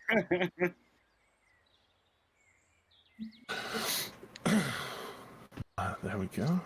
Well, Alec is going to take the backpack of holding, and he is going to begin stuffing things back into it like he found it. Appropriate pockets and everything. You know? Is that a haversack? It is. It is a haversack. In my opinion, much better than a bag of holding. We share an opinion. Yes. I also concur. The haversack is better than the bag of holding. Especially if we have a party member who's going to be focusing on potentially throwing things. Because whatever you reach for is always on top. Indeed. Also, as a part of that, functionally, I treat haversacks a little bit different because they are functionally a more rare item than a bag of holding standardly. It has different dimensions. It's a little bit smaller. Instead of reaching for something as a action, which is what it normally derives to, and I treat that with bags of holding Reaching for something is an action. So if you're doing something in combat, it takes time. With a haversack, one of the reasons they're so handy is that you can reach in as a bonus action. I borrowed that from previous editions. Oh, that's even better because I think in older editions, I think it was a move action. So as a bonus action, like that's great for Alec. Like, Do they have less capacity? yes. They have a different, a totally different capacity. You can actually look up the item. Handy haversack. Handy haversack. Okay. It might be Heward's handy haversack. Yeah. One of the Heward things, like the spice pouch. It's one of my favorite items in all of D&D, the Heward's handy haversack. But it has it has pockets on the side, and the pockets are also extra dimensional space, so they hold more than they should. But none of them hold as much as a bag of holding would.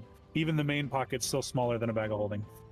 But it doesn't matter. It's still super useful, and to be able to draw things out of it as a bonus action, that's irreplaceable. That's super powerful. Mm-hmm. And So the who's keeping this in Discord, their I am inventory? making Is it sure- me? Am I keeping this thing? You have it in could. your possession, and no one is taking it from you. I am.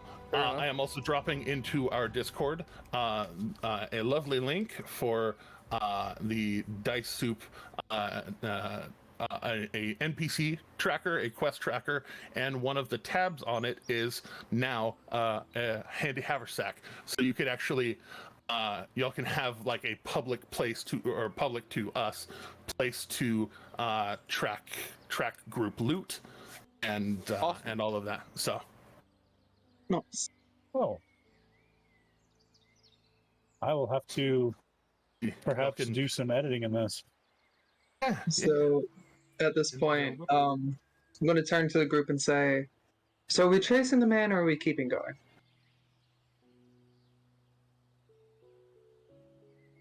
Well, he certainly was a bit of a con man, wasn't he? I mean, it's it. I actually did say it in his head, Luca. Several times. Well, in my opinion, I feel like he was dishonest. He was. You were saying it in his head. That's why he said that. Yeah, exactly. I just think the Oh. man was, in my opinion, anybody who tries to extort funds out of somebody just because they want to make a buck off them, even though it's just information that could help save a life, I feel like that's somebody that's not exactly on the up and up, and I don't feel like it's worthy of him to have any of these items. And the audacity to think that we're the same. The audacity of that.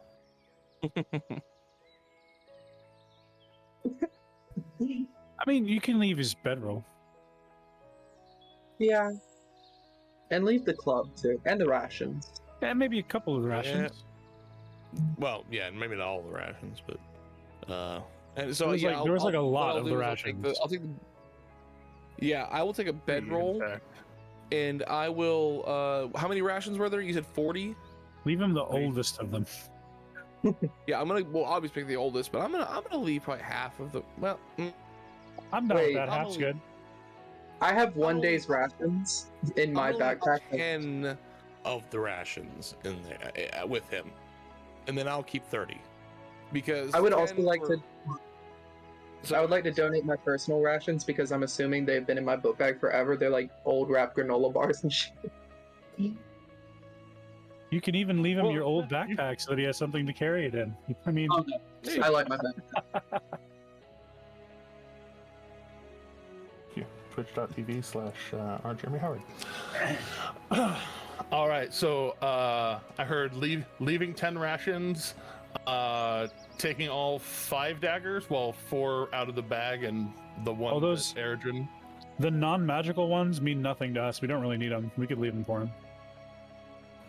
I'm keeping one. Okay. The one that I stole from him.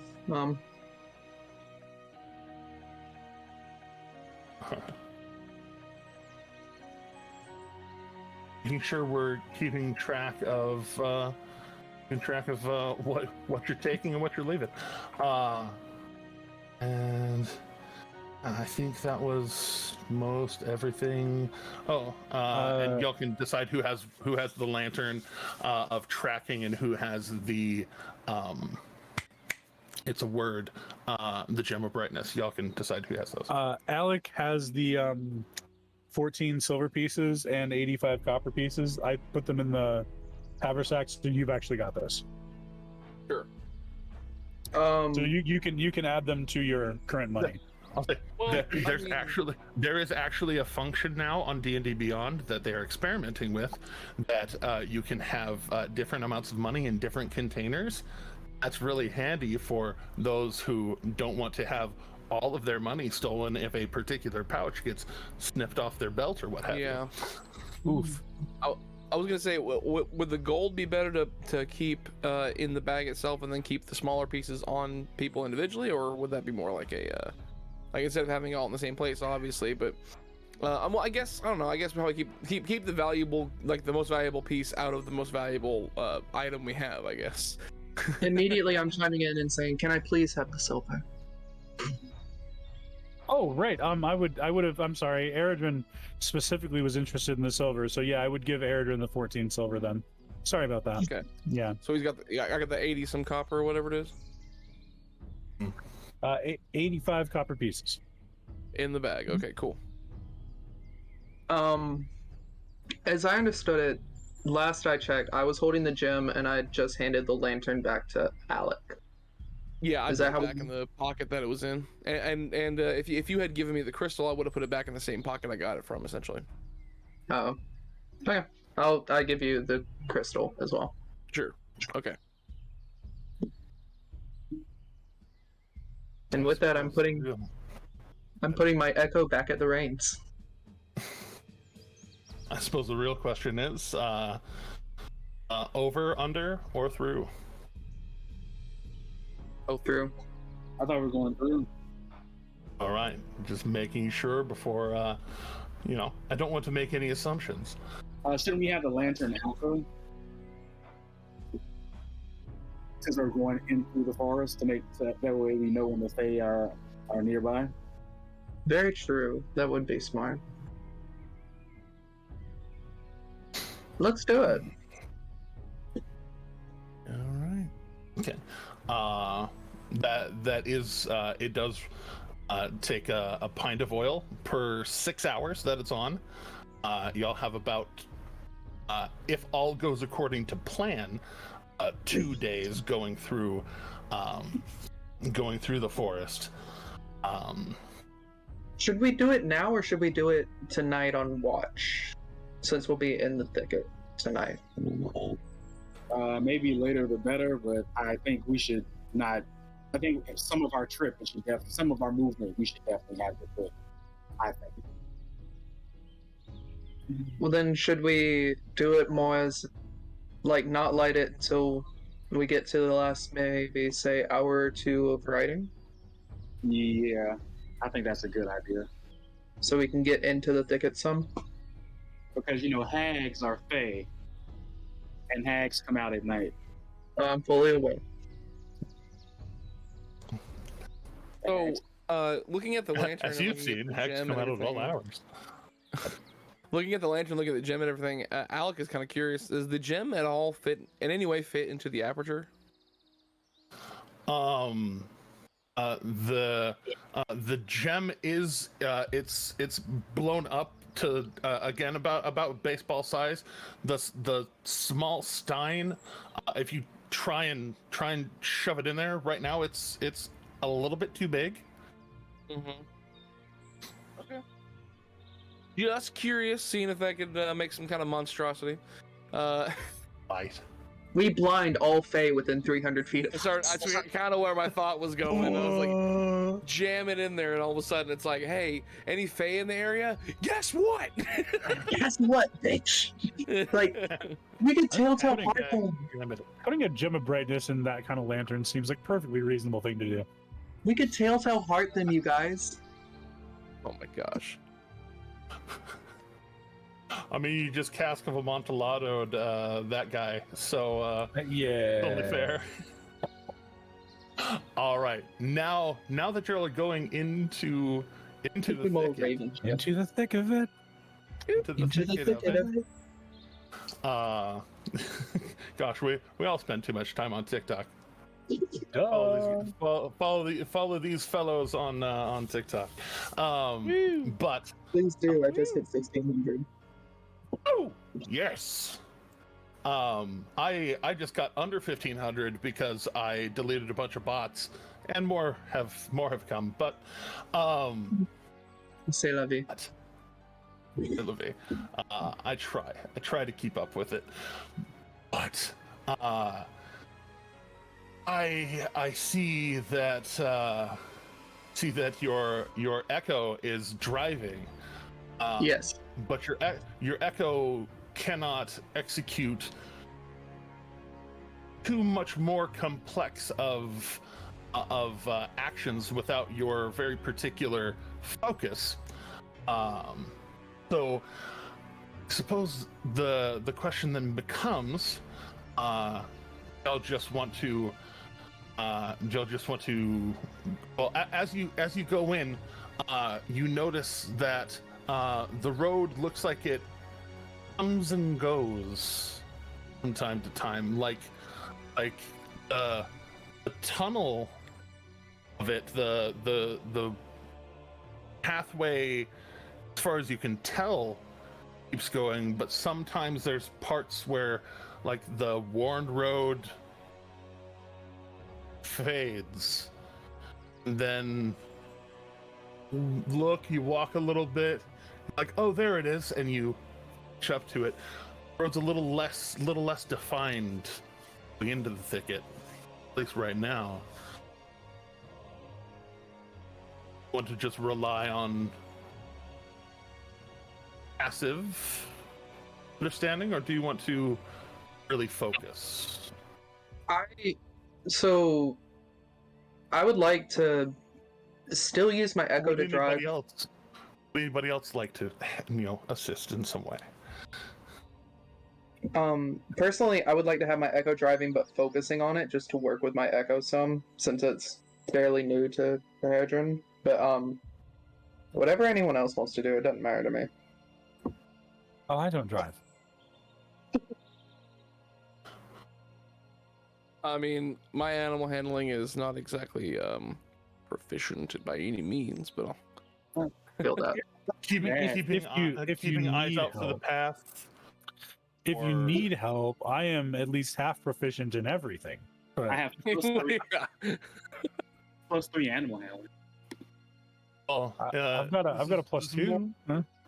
Kira, do you want to more take about the path, I'll take over. more about the path than the animals. Oh, then in that case, I'll consult my map. I'll take over. The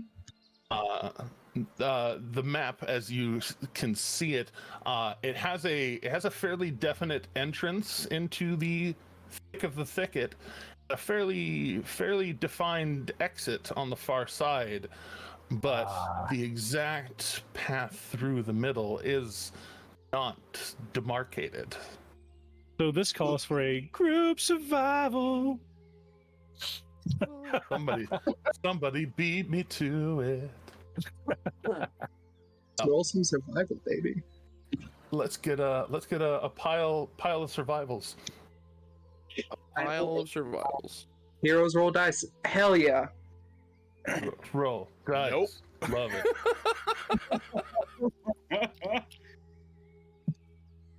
Oh, that's a 22 for Akira. Love the 22s. Nine. Yeah. 20. Hey. Yeah, I'm the one that got the worst. Oh, did mine not come through? I got a 21 if it didn't come through. Oh, you got 21. Oh, heck yeah. It's the teamwork survival going through the thicket, watching out for the challenge of the fairies. You guys are like diligent and watching all the stuff going around and everything, and Alec is like focused on like one tree. So I think there's a fae over there, and it's just clearly not. It's a raccoon behind there. Alec, Can I summon my Echo when he says that? Can I Like, I summon my promise echo it's a behind you when he says that? Alec, it's just a raccoon. Oh, please, Alec, it's just stay in the car, Alec. It's just a raccoon. The echo suddenly like you point out the raccoon.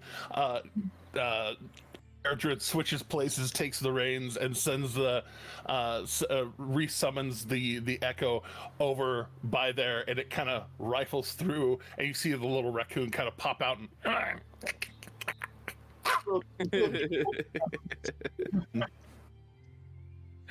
run off. Alex just gonna be like, we don't Definitely had it's not a Fey raccoon. definitely had a this was my bush and look on its face, and then scampered off. This was my bush. Well, it's a raccoon versus a 6'8" tall shadowy figure. Try me, bitch. Yeah. What No, what has you raccoon- convinced that a raccoons- raccoon is not an 8 or is not a 6 foot tall shadowy figure? Can be at a moment's notice. It'll climb you like a ladder and eat your face. It won't need to I- climb I- me. I I'm would- less than 6 foot. I would like to point out to both my players and viewers at home, don't fuck with raccoons in real life. They aren't afraid of people, and they will bite you. And most of them have carry rabies, so remember that. Yeah. Real, it's a real bad time. But They can but, drown yeah, people. this one very much had the wherewithal of itself to like kind of like hold its ground for a second, and then saw that this shadowy figure has a long blade, and it just kind of like scampered off once it kind of realized, oh, that thing has a pointy thing, and That thing scampered. has a pointy thing. But yes, so with this the day being completed of travel, currently on course, and have a pretty easy day of it, whereas the raccoon gets at least some of you off track. It doesn't throw the guidance entirely.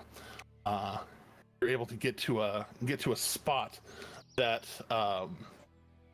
kind of against a tree, a larger sort of tree, maybe 15-20 feet across,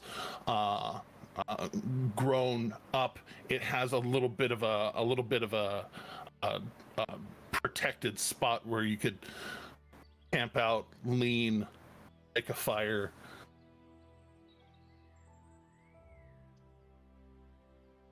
And rest as you will. Speaking of heroes and rolling dice, Kira, if you would be so kind, for tonight's possibility of an encounter, please roll a d20. You got it. 1 second. Now we're on the right thing. And rolling. Survey says 14. 14. 14. Okay. Going through the night, and each of you taking a certain percentage of the watch. You look up and are keeping an eye out, keeping an ear out, manifesting little bits of your spirit out and practicing.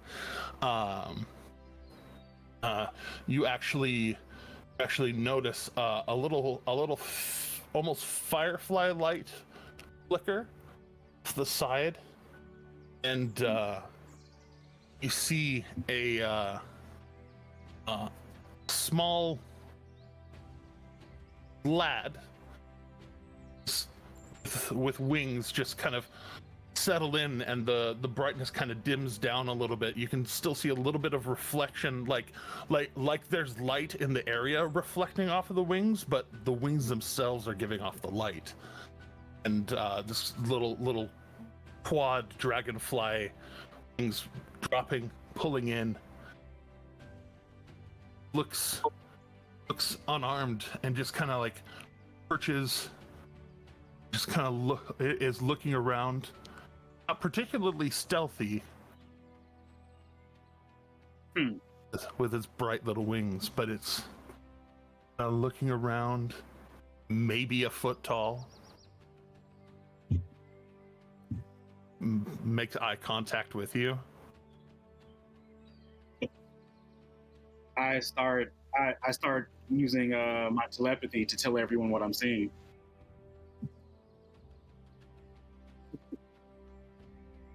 Oh, this is during watch, right? During watch, so yeah. So what time is this? Approximately about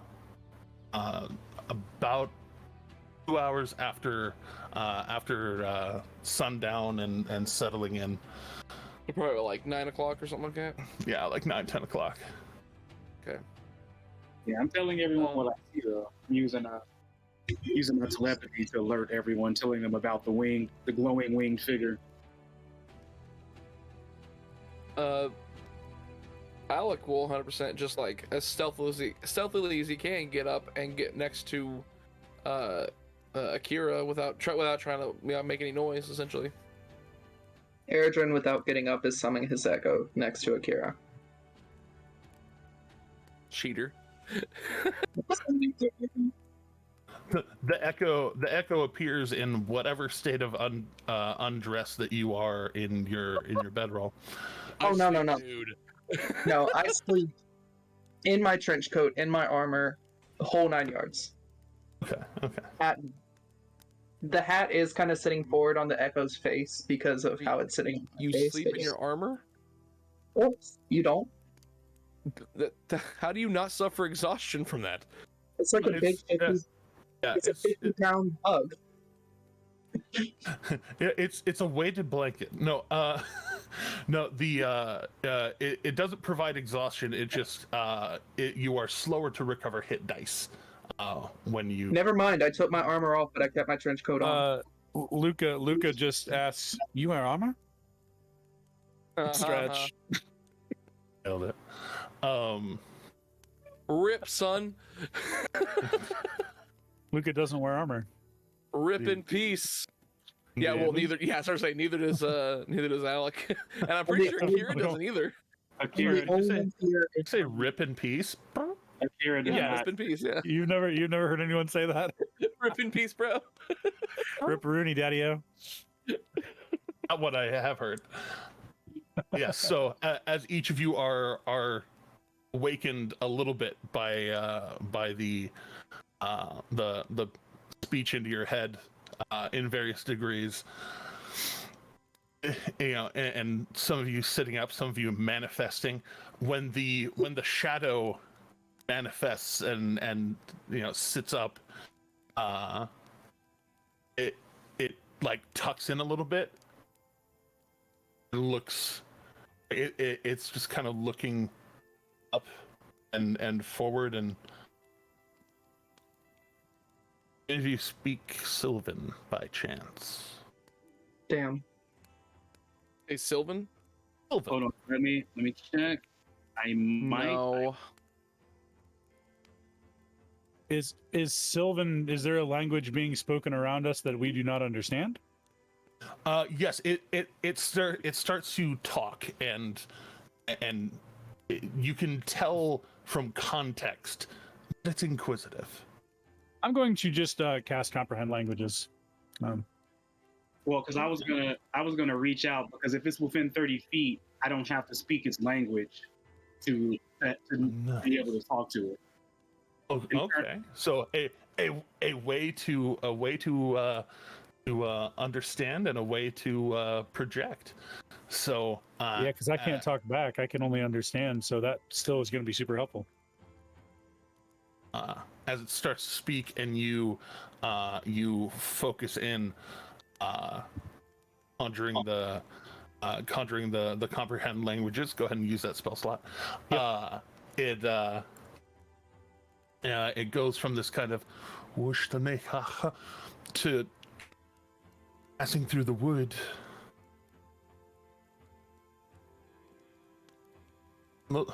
On the lookout for travelers. Keep safe. And as Akira reaches out and touches a mind, you catch on to that the part that I translated as well. As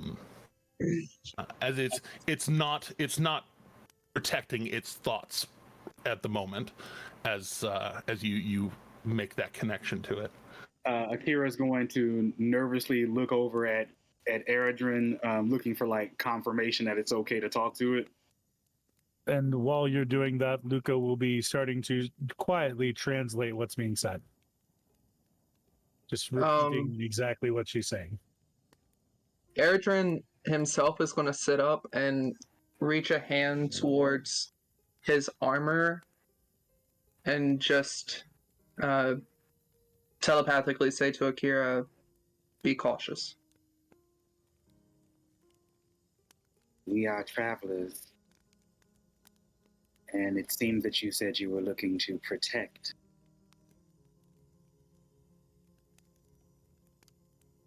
Yes. Looking for your destination. I'm going to make... Sorry. No worry. Trouble is about in the wood. Looking to make sure travelers are protected. I tell everyone what he has told me. I'm going to make an insight if that's cool. Yeah, he is speaking truthful. out loud. He's speaking out loud, and the thoughts are again unprotected, at very least at the moment. I'm going to make an insight to see if this creature is lying about wanting to protect us or if it's just trying to trick us. Because we don't trust Fairy. And I do. I'm going to start slipping into my kingdom. I let everyone know that they are not shielding their mind against me. They are openly communicating. That did not port over. Did it? The 9, or was there one before that? There should actually be. Well, since I'm trying to determine if they're lying, I should have advantage on that roll. But correct. So what I'll do is I will just roll a second just one. Roll one more. Yeah, just roll one more time. There we go. What Alec is gonna do real quick, wait, and I'll let you resolve that in a second. I'm sorry. Let me yeah. I was gonna. Well, no, I was gonna pan over to you and come back around to that. So essentially, what I want Alec to do is Alec is gonna take one of those rations out of the pouch, walk over to this fairy essentially, and which I mean, well, sorry, not is it a fairy or a pixie? I described it as a fairy. It is a masculine form, unarmed, dragonfly wings. Looks like it has like several leaves stitched together. I just didn't know if it was a set of like fairy and pixie kind of like are the people, like I wasn't sure which one would be which at this point, and different people's lore is kind of different, so I wasn't sure. So I walk over to the fairy. I will take one of those out of the bag. I will take one of those rations, and I will approach. Like his wings look like they flutter, and then he goes invisible. You don't hear him like move or flutter off or anything. Like you can still hear kind of the clicking of like little wing on little wing there. So he didn't move, but like there was that little bit of fear. So I can kind of tell he's still there. He's just not wanting me to see him. Oh well, it almost like a fear response of like, one of the big folk is moving in on me. Yeah, I'll just say something along the lines of like, hey, hold on, little fella, it's all good. And I'll just take the ration out and show it. Like, as in, like, I'm presenting it like this is it. And I will just leave the ration on the rock in front of the fairy or wherever it is sitting. And just, and then I will step away. One of the roots. As you set it down, you feel a tiny hand touch yours. Mm-hmm. And how would you describe your emotional state? now. The problem with Knock, more specifically, is that emotions are not super strong with him in any capacity, honestly. However, I mean things of like suspicion, curiosity. Oh, as of right now, that as a like surface level like that, yes, very much curious, very much curious, and very much suspicious, and wanting to make sure that this thing does not have any kind of ulterior motives or nefarious motives, essentially. Okay. And then also make a charisma saving throw, related but not harmful. I will just clarify. Mm-hmm. Charisma saving throw. Let's see how that goes. 15. Okay. So you feel as it touches you, just a tiny warmth on the back of your hand as you're setting it down, and then as you start to pull away, it's almost like the little hand kind of grabs. You feel a little bit of a pinch, and you can tell that it is trying to probe deeper into your mind. Mm-hmm. If you want to block it, you can. If you want to let it, you can. I'll leave that up to you. I'll be honest. Full access. I'm not going to block him. Okay. So as you feel it push, you can tell if an insight check had a physical feeling, you know what I mean, like actually tingling into your mind of somebody trying to trying to determine your intentions, and your general demeanor. You feel that push to your mind, and just this calm, equally curious, and then as you pause and let it happen, the invisible becomes visible again to everybody, and the wings flutter, and you hear they.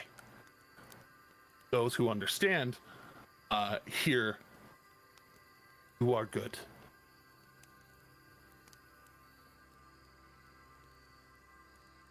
And just a nod and a little smile, like this little bitty man's has perfect teeth. Before I continue any further with what I was gonna do, Luca had his insight. I want to make sure he gets everything resolved there. Oh yeah. So with Luca, as you looking, at first, like there was that general direness of concern and curiosity and cautiousness. Then as Knock comes forward, Alec comes forward and sets it, you see like the genuine switch from curiosity and caution to actual fear, and the disappearing, and Alec's kindness, setting of food, and then that pause. You could tell something's going on, and then it reappears, and you hear that "You are good," a genuine, in your understanding, genuine and true statement.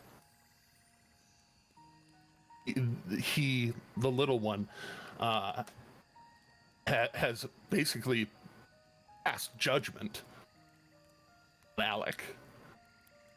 Oh. And just and his whole suspicious demeanor, really, like the tension in his shoulders drops. His wings actually tuck in and like line up with his back.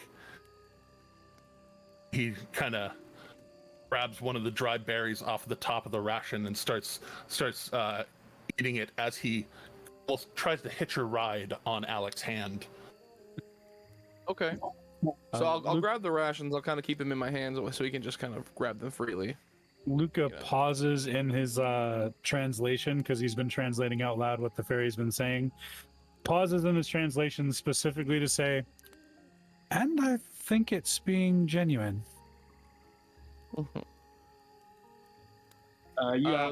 You all hear sorry, in go your ahead.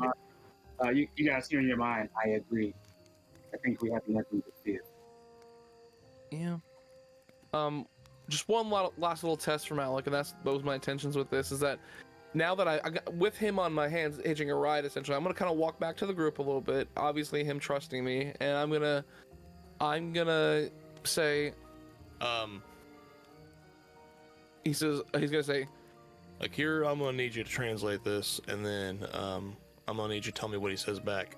and then I look at him and I say, All right, little fairy, you've accepted my gift, and by the rules of your own people, you now owe me.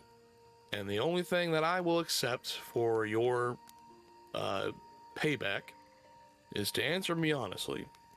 Do you intend to harm this group or lead us into any kind of harm?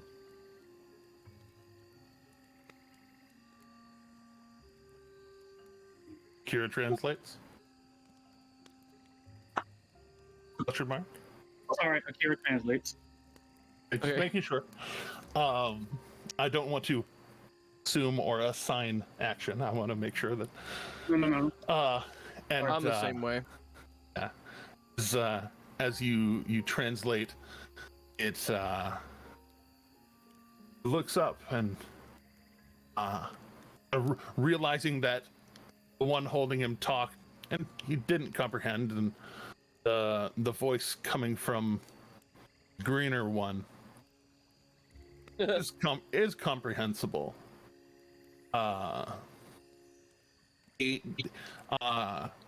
Treating Akira very much as a translator, he looks towards the whom said the original words, and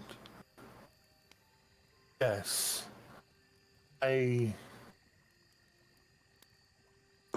like mortals. They give good gifts. Kind of raising up one of the berries and continuing to munch on it, pulls one of the almonds out and starts nibbling on it. Always bring the best food. Akira translates as well.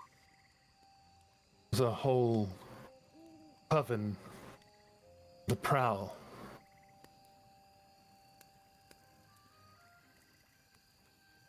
They are surly. Don't like fae that are surly. Akira continues to translate.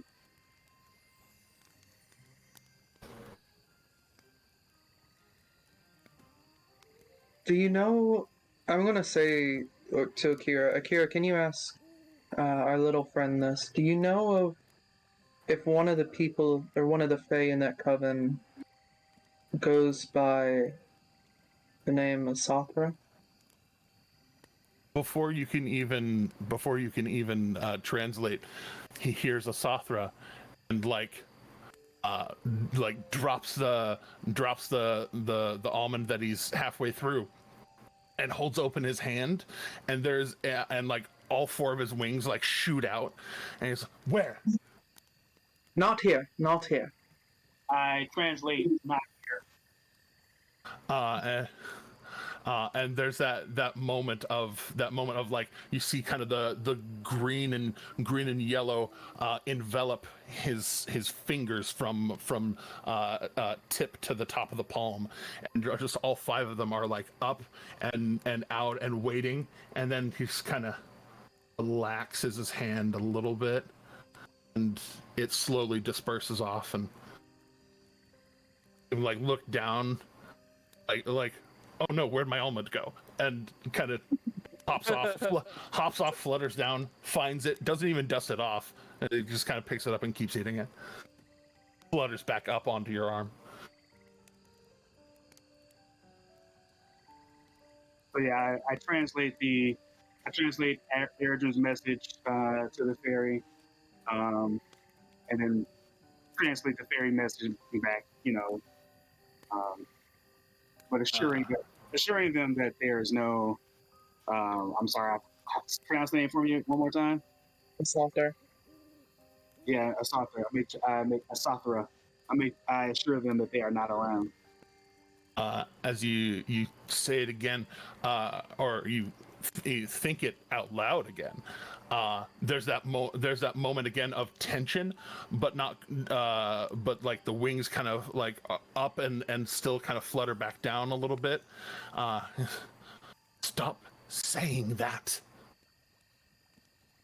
You start using names. The wood. No. I want to clarify one thing. Every time that the name comes up, Luca is not saying it out loud. Kira has never said it out loud. Well, you can tell, like in the communication, in the telepathic broadcast, you asserting it a broadcasting sort of way, still like put him on edge. Like, why you're saying that name? Why are you saying that name? What's in the box? Fair enough. But yeah, and like when he says that, he both admonishes towards you specifically, and towards Eredrin, just like stop saying the name. Names have power here.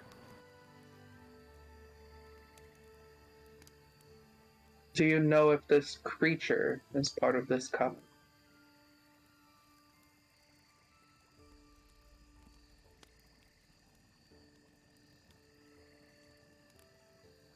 Well, shit. She has sisters. Shit. They're very surly, very unkind.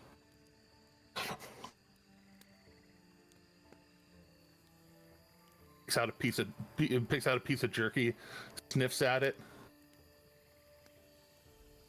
licks it a little bit, and then like eyes go wide when it's like meat and salt and all the things that make jerky great, and it's like just extends his mouth as big as he can as he just tries to take a huge chunk and bite out of it.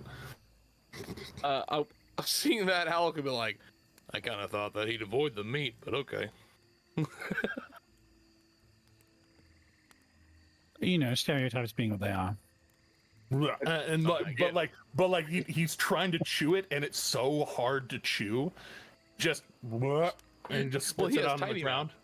Yeah, he has tiny mouth, and it's jerky, historically tough. And, do you want me to chop that up for you? Difficult. I'm actually like initially as he's trying to take bites, I'm just gonna take it. I'm like, wait, hold on a second. I'm just gonna take I'm gonna tear it up into tiny little chunks for him, make it a little easier for him. Well, and as you're tearing it up, and he kind of waves it off. He's like, to eat. My appreciation. And just very very politely nods to you, and then goes for all the other stuff, kind of the little bread, dried bread bits and all that, just kind of pushing at it. And yeah, he's like, all right, more for me, and I'll take a bite of the jerky, put it down.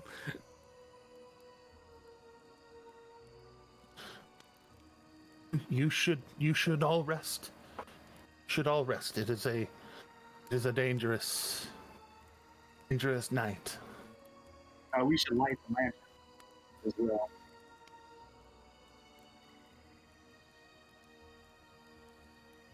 Lantern? What lantern? I say that to the party, not the fairy. Okay. That's in the minds of the party, not in the minds of the fairy. Telepathically back, I'm going to say, is that really smart to scare this creature? That's right, it was scare a lot. I was trying to be on. I was trying to maybe help us be on more alerts for non-friendly Fae. But you're right. Why don't we? We should not light it. Why don't we light it after this Fae is gone? Friendly Fae. I don't think those are real. That's out of character. Sorry. Friendly Fae. I don't think those are real. It could be some. I don't think those exist. I don't think We those should exist. Friendly Fae company. Like it's just like a Friendly Fae Co. And like we should have a logo of a Fae with smiling face and eating some jerky. Merch idea? The friendly Faes in the woods, you know, the hide behind- FFIWs. I don't think The- the FFIWs exist. The hide behinds the will o' the wisps. Indeed. Can we get a TM on the Friendly Fae real quick? Make sure nobody takes that. Hashtag friendly Fae. Art, my art friends, you know what to do.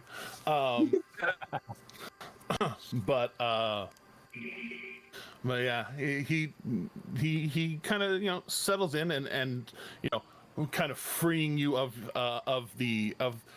the burden of him riding your hand and arm. Takes the rest of kind of the nuts and berries and settles in, kind of tucks in in one of the kind of grooves in the roots, and just kind of like settles himself in and Before- out of the little bag. Before he goes to sleep, I want to, basically offer him my hat as a bed. Flip it upside down and place a little rag in there. Taking your hat off? I've taken it off before. Oh, indeed. Okay. But as you flip it over and flip it around, put a rag in, he flutters up and drops into it, and sets the little bag of berries and nuts in there, and then wobbles in it a little bit, kind of rolls with it, and then you see him kind of reach out to both sides of it, and just kind of like just kind of like he's doing a like fake flying in the hat, back and forth. That's adorable.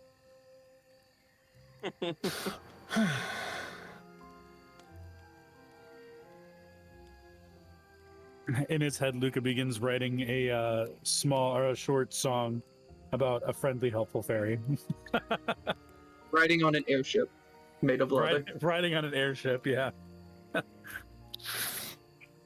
But as the night wears on, y'all can kind of decide who continues the watches. Kira, do you do anything else with your watch, your particular? No. Once things are settled with the fairy, Kira would just finish out whatever position is left of their watch, and then they would just go to their bedroll. Eredrin would actually like to take next shift. Okay. Throw his armor on, keep an eye on his hat, and kind of do like a little walking patrol, like equidistant in a circle to echo on the other side, just kind of walking around, Okay. keeping an eye on things. Go ahead and rock a perception.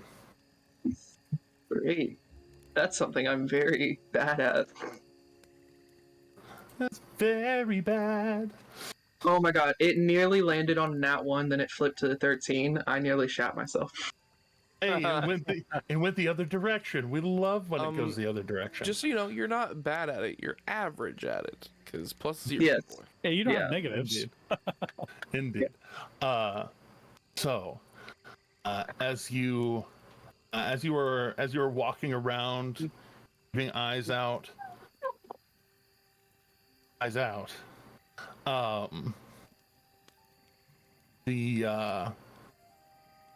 the night wears on, and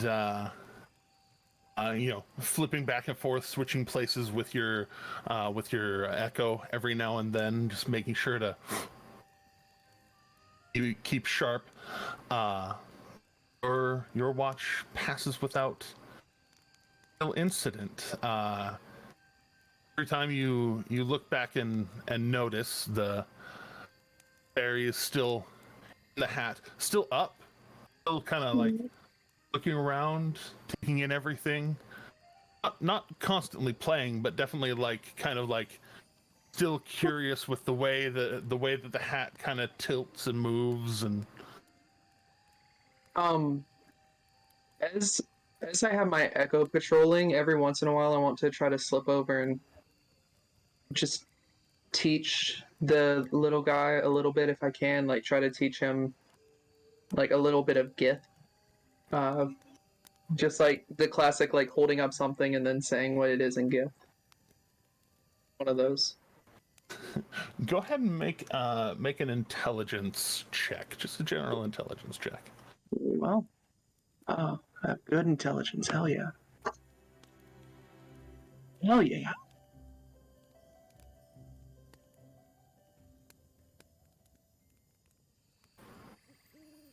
There it is. Sorry, I was looking on something else. And as you're doing, you hold up a rock and hold up a branch and kind of goes back and going back and forth. You say something in Gith, and you hear him respond in Sylvan, and they'll kind of go back and forth a little bit. I'll just ask you, what five words would you after the first one of rock, what other 5 words would you want to take in Sylvan and give in Geth? Well, seeing as I just got a dagger, I'd very cautiously, of course, showing the dagger. I'd like to take dagger in Sylvan. Myself and just identifying my race as a Githyan key. So 2. What else is there? God, I can't think of more words. Peoples, helps. I need words. Oh God. So you think that you are wise, that you know many words. Rock dagger self. So, you comprehend that when you kind of refer to yourself as Githyanki, he refers to himself as Fae, the equivalent thereof. Yeah. So that one helped me. I want to learn what he refers to a horse as, weirdly enough. Okay, yeah, I mean, you have a pair of horses. Easy enough to... horse. Yeah, that's 1, 2, 3, 4, and one more. Shit. Not to disturb Luca, but I want to point at Luca's loot.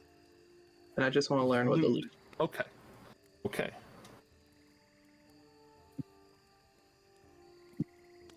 And that's... loot. Just making sure to put a note there for the your first steps into a larger Sylvan world. So you have some basic Sylvan that you're able to exchange for some basic Geth. Going back and forth.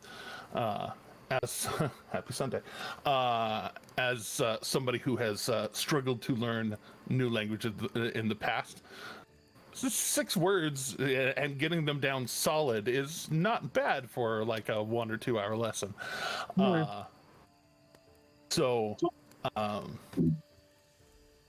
passing the torch one more time.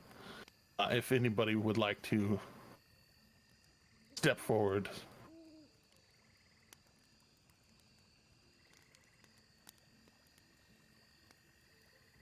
More watch. I can take second watch or third watch, I guess. Okay. I was going to speak up, but I realized I was muted. Well, I was like, Oh no! Okay. I guess I didn't realize that it was time for third watch. I was like, oh, I'll go. I was just like, what do I roll? No worries. Go ahead and perception, if you please. Perception. I'm not much better than old Origin there, but I'll give it a try. I'm much worse than old Origin there, I can tell you that. All right. So, during your... I can't stop watching Tiny Man. He's too adorable.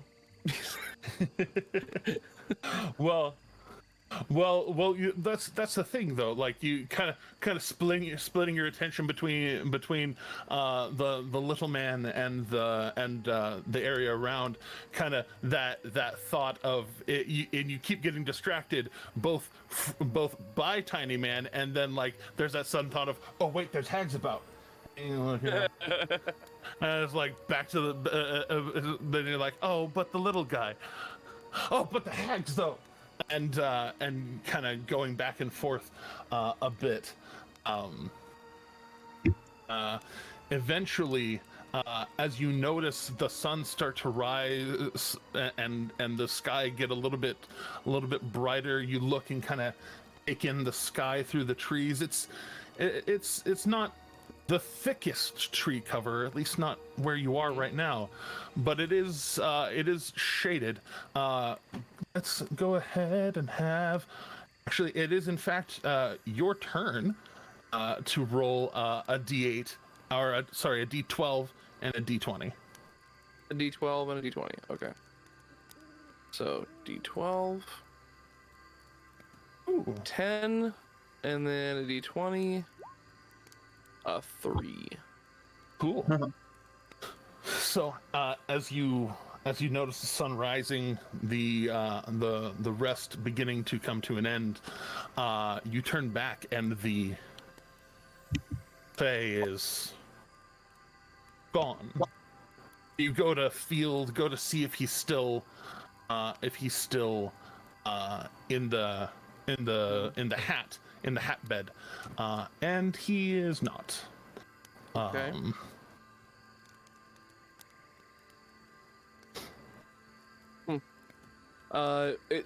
You said it's about daybreak, right? Like sun's coming up.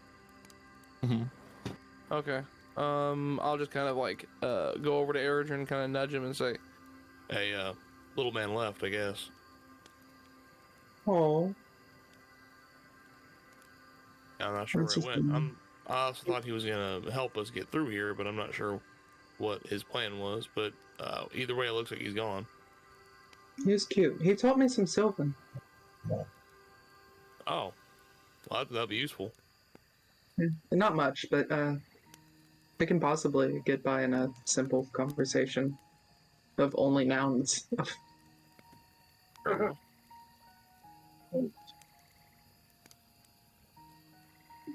And as part of that interaction,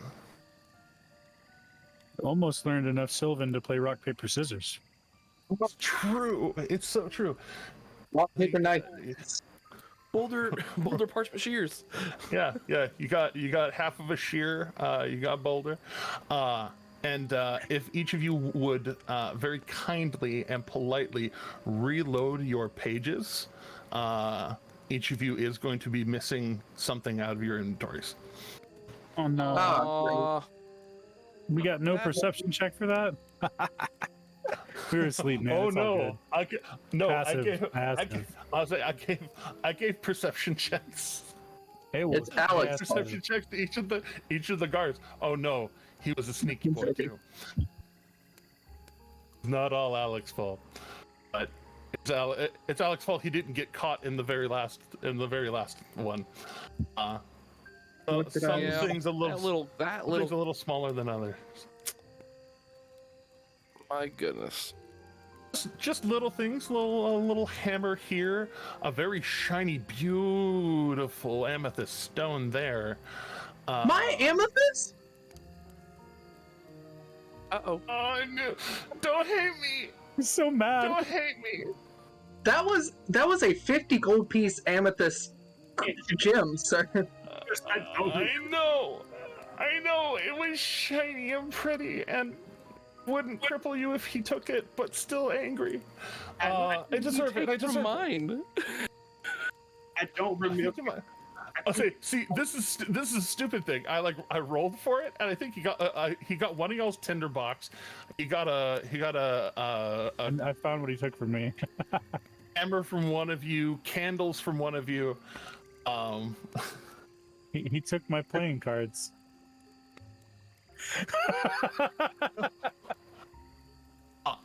I in fact did not take your playing cards. I took your candles. I'm gonna have Oh my candles! I was confused because I was like, I technically am supposed to have a gaming set, but it's not in here.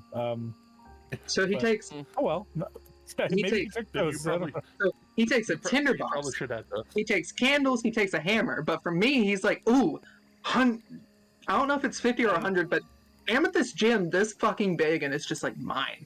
You'll live. That was my amethyst it gem. It was my shiny. Was your shiny? I think it's adorable. I still love him, but at the same time, I'm upset about my gem. It's fair. I mean, you don't get mad. You don't like get mad at a snake for biting. You just expect it. That kind of. I mean, yes, I do. I mean, I get mad at a snake for biting. I do. I definitely do. You get How do you- You get mad at snakes for doing what they do. Yes, you could have done it to anything else but me. They should I don't know the think you know how boundaries. snakes work, buddy. I'm far closer to being a snake than you are. Fair enough, actually. For the first time, you guys hear vocally Akira laugh when Luca says, "I'm closer to a snake than you are." Akira like that's like Haha. out loud, like very out loud. Luca looks over at Akira and looks very proud of himself. Just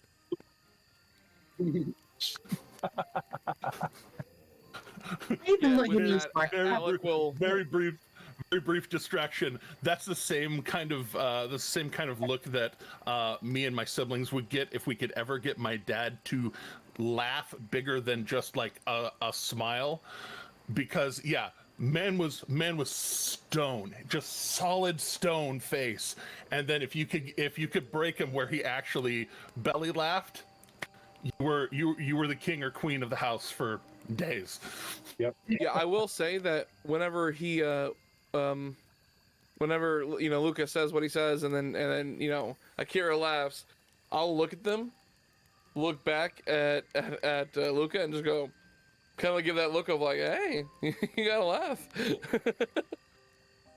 Luca just So Airdrin was picking up his hat as this happened, and like visibly just like full head cocking, like kind of like a Maybelline moment for what little hair he has left. Just Oh yeah, because Eridrin would know Akira's laugh. He's definitely heard it before, but this has been a while. Like, so this was, yeah. it's kind of a big deal. And also, there in the as y'all are kind of packing up your stuff and looking about, there's a different energy to the morning, and you have a moment where you don't hear the regimented, careful ordering of Brandor. You all look around, and place where his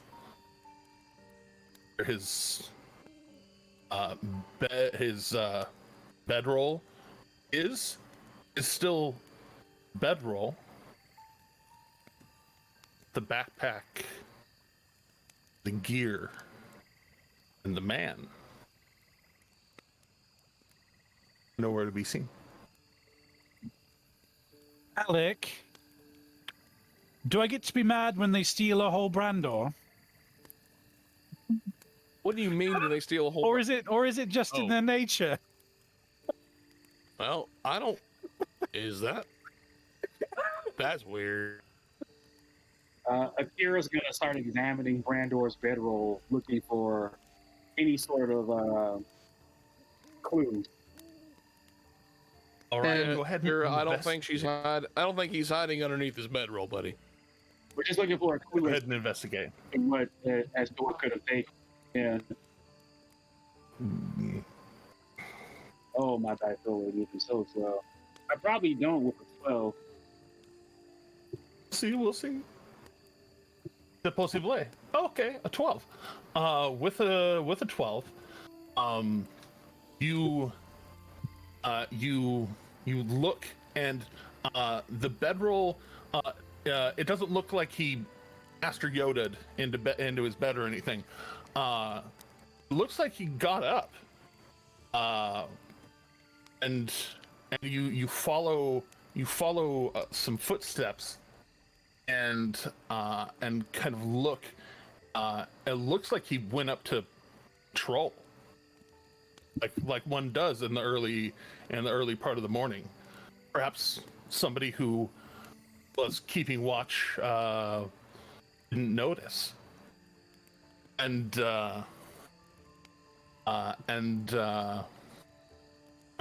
you follow the steps, and then you see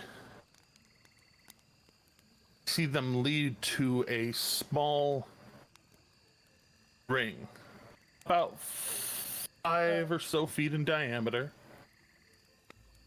The undergrowth on the outside of it is more dirt and random grass and random things growing.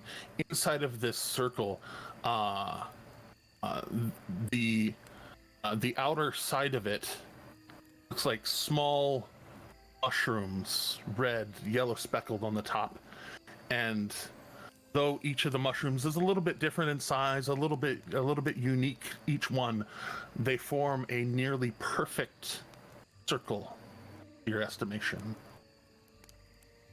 And on the inside, the grasses, they're about 1.5 feet, maybe 2 feet tall, and they lean and they sway.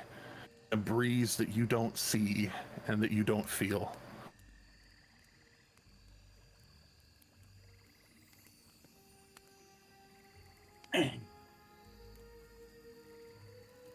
Well, shit. Did Brando get charmed into one of those fey circles? It seems so. I mean, if that's the case, I'm Oh. not sure if it's really the fault of little friend there. I don't think so. Something else with this. Say it telepathically. What was it? One day, you'll say it out loud, and I'll be like, Something else said wrong. Oh, fuck. And like all of it, like all that like anime cuteness kind of fades out of Akira as you totally see them get like in a kind of defensive.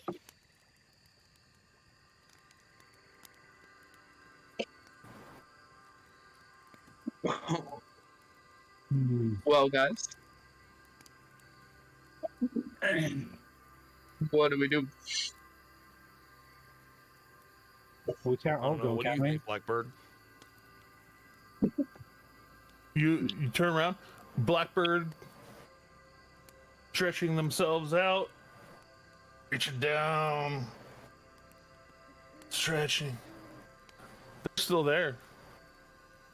Okay. Well, Certainly can't all go. Can't leave anything unattended out here in these woods, but I suppose someone ought to go check, don't you think? I could go. I'll go. Brendor's a friend of mine. Brandor helped me out of quite a few situations these past few days. I feel I owe him as much.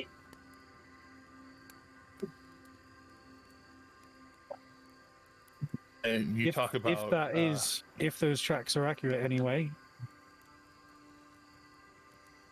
I'd like to insight the tracks. We could look for could. other tracks and make sure, you know. that I'll take a survival check from anyone proficient or half. I have half proficiency. That's not me. I rolled all right. Oh, sorry. I accidentally rolled 2. I didn't mean to. Okay. But the first one was a 15. Say I only see the 15 right now. So as the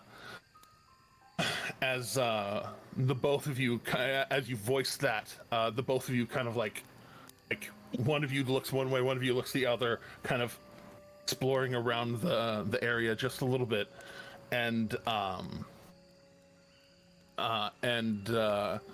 then Urgin, you look around and don't find any more tracks leading anywhere else. And then Luca, you go and kind of like look at the steps themselves, kind of following them back. And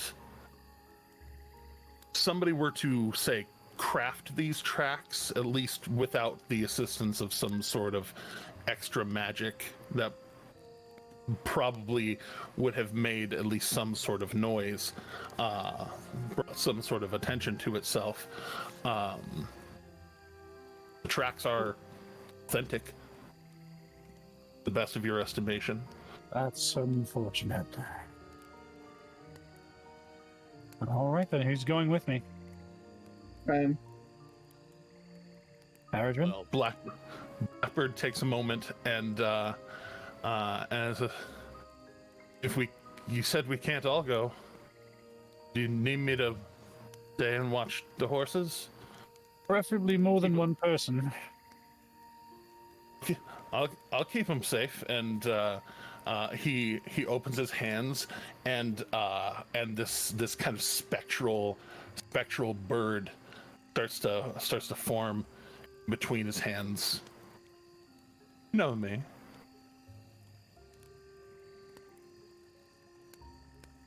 I got this. And the bird itself looks a little bit bigger, a little bit sharper than it did just the day or two prior, the last time he really caught somebody with it. I'm concerned about a certain little miss coming looking for us. Well, it's just you alone, all by your lonesome here with the cart. So, are you sure you'll be all right? I mean, you're just going to be right back, right? Heaven knows. Maybe. Hopefully.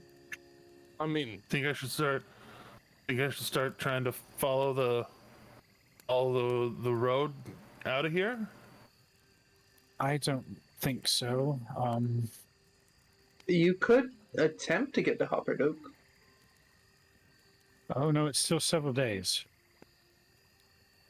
But I certainly Yeah. don't want to just leave Brandor in potentially what could be the Feywild.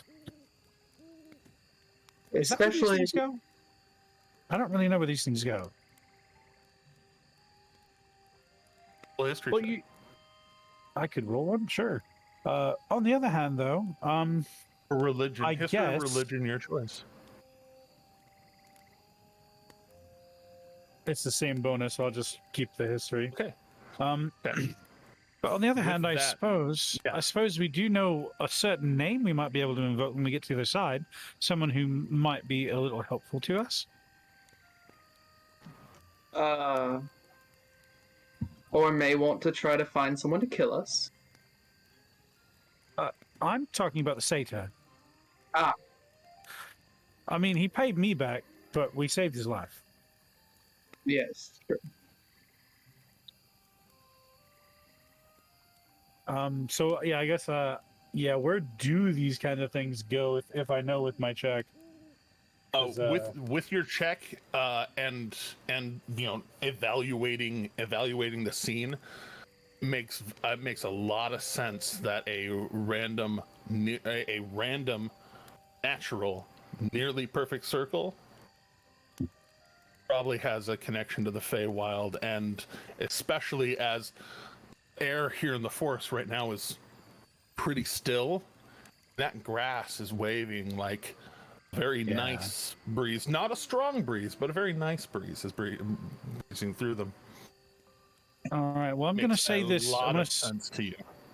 I'm going to say my piece before we make any decisions here, and that's that I really don't want to go into the Feywild. I don't trust that. I think that's dangerous. I think that we've got an already very important established thing we're trying to do. There are already lives on the line. However, Brendo's a good friend.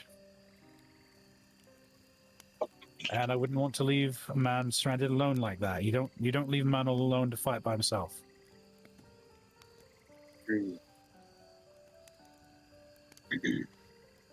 So, famous last words, I suppose. Also, And with that, Luca is going to walk into the circle. Eredrin steps through as well. Akira follows right on Eredrin's heels. I'm gonna pull my quarterstaff out, put it over my shoulder, look back at Blackbird, and just say, "Keep him safe," and then walk through. Okay. And as each of you pass through, it's like just mid-step. It's like you doesn't feel like walking through water, but it looks like walking through a sheet of water where everything ripples very suddenly, multicolored, prismatic, just sudden shift. And whereas the ground cover in the forest, on the material plane, dirt randomly growing little bits here and there, especially along the area where there was an apparent roadway. Trees on this side, the undergrowth on this side, everything more vibrant. Colors pop. The grass not merely a natural sort of green, but kind of an almost pastel, almost radiance, like light, dim radiance to it, just even looking at it, as well as the sky itself. Whereas there was cloud cover, a kind of grayness to the sky, now open, blue, and not just like a sky blue, but like a slightly darker blue, but not darker in the way that night falls, because everything is still bright, even though it looks like a kind of the twilight, that part where night's starting to fall, and you can see a few little specks of light, like starlight, there. Akira is in But love it's still. with this place. This is like so magical. Akira loves this. And as you look, take in the area, we can go ahead and close today's session. I'm going to out of game, above table. I'm going to try and give an opportunity for our dear Haunted to come haunt us once again. She had an issue today, and I guess I can announce it on stream. For now, because of no fault of her own, and no beef with us. Chelsea had to step away from the table because life sucks sometimes, and she and her ever-loving patience, she and her ever-loving patience are being tested by life, and she needed something off of her plate for at least a few weeks. So we may have a little bit of time or a lot of bit of time without Brandor. We are going to determine that she and us. She is not expelled from the table. She is not discouraged from coming back at her earliest convenience. Chelsea, we love you. Thank you for tuning in. I know you're there. Just wanted to make sure that you heard it from me and all of us that we miss you at the table, and we hope to see you again soon.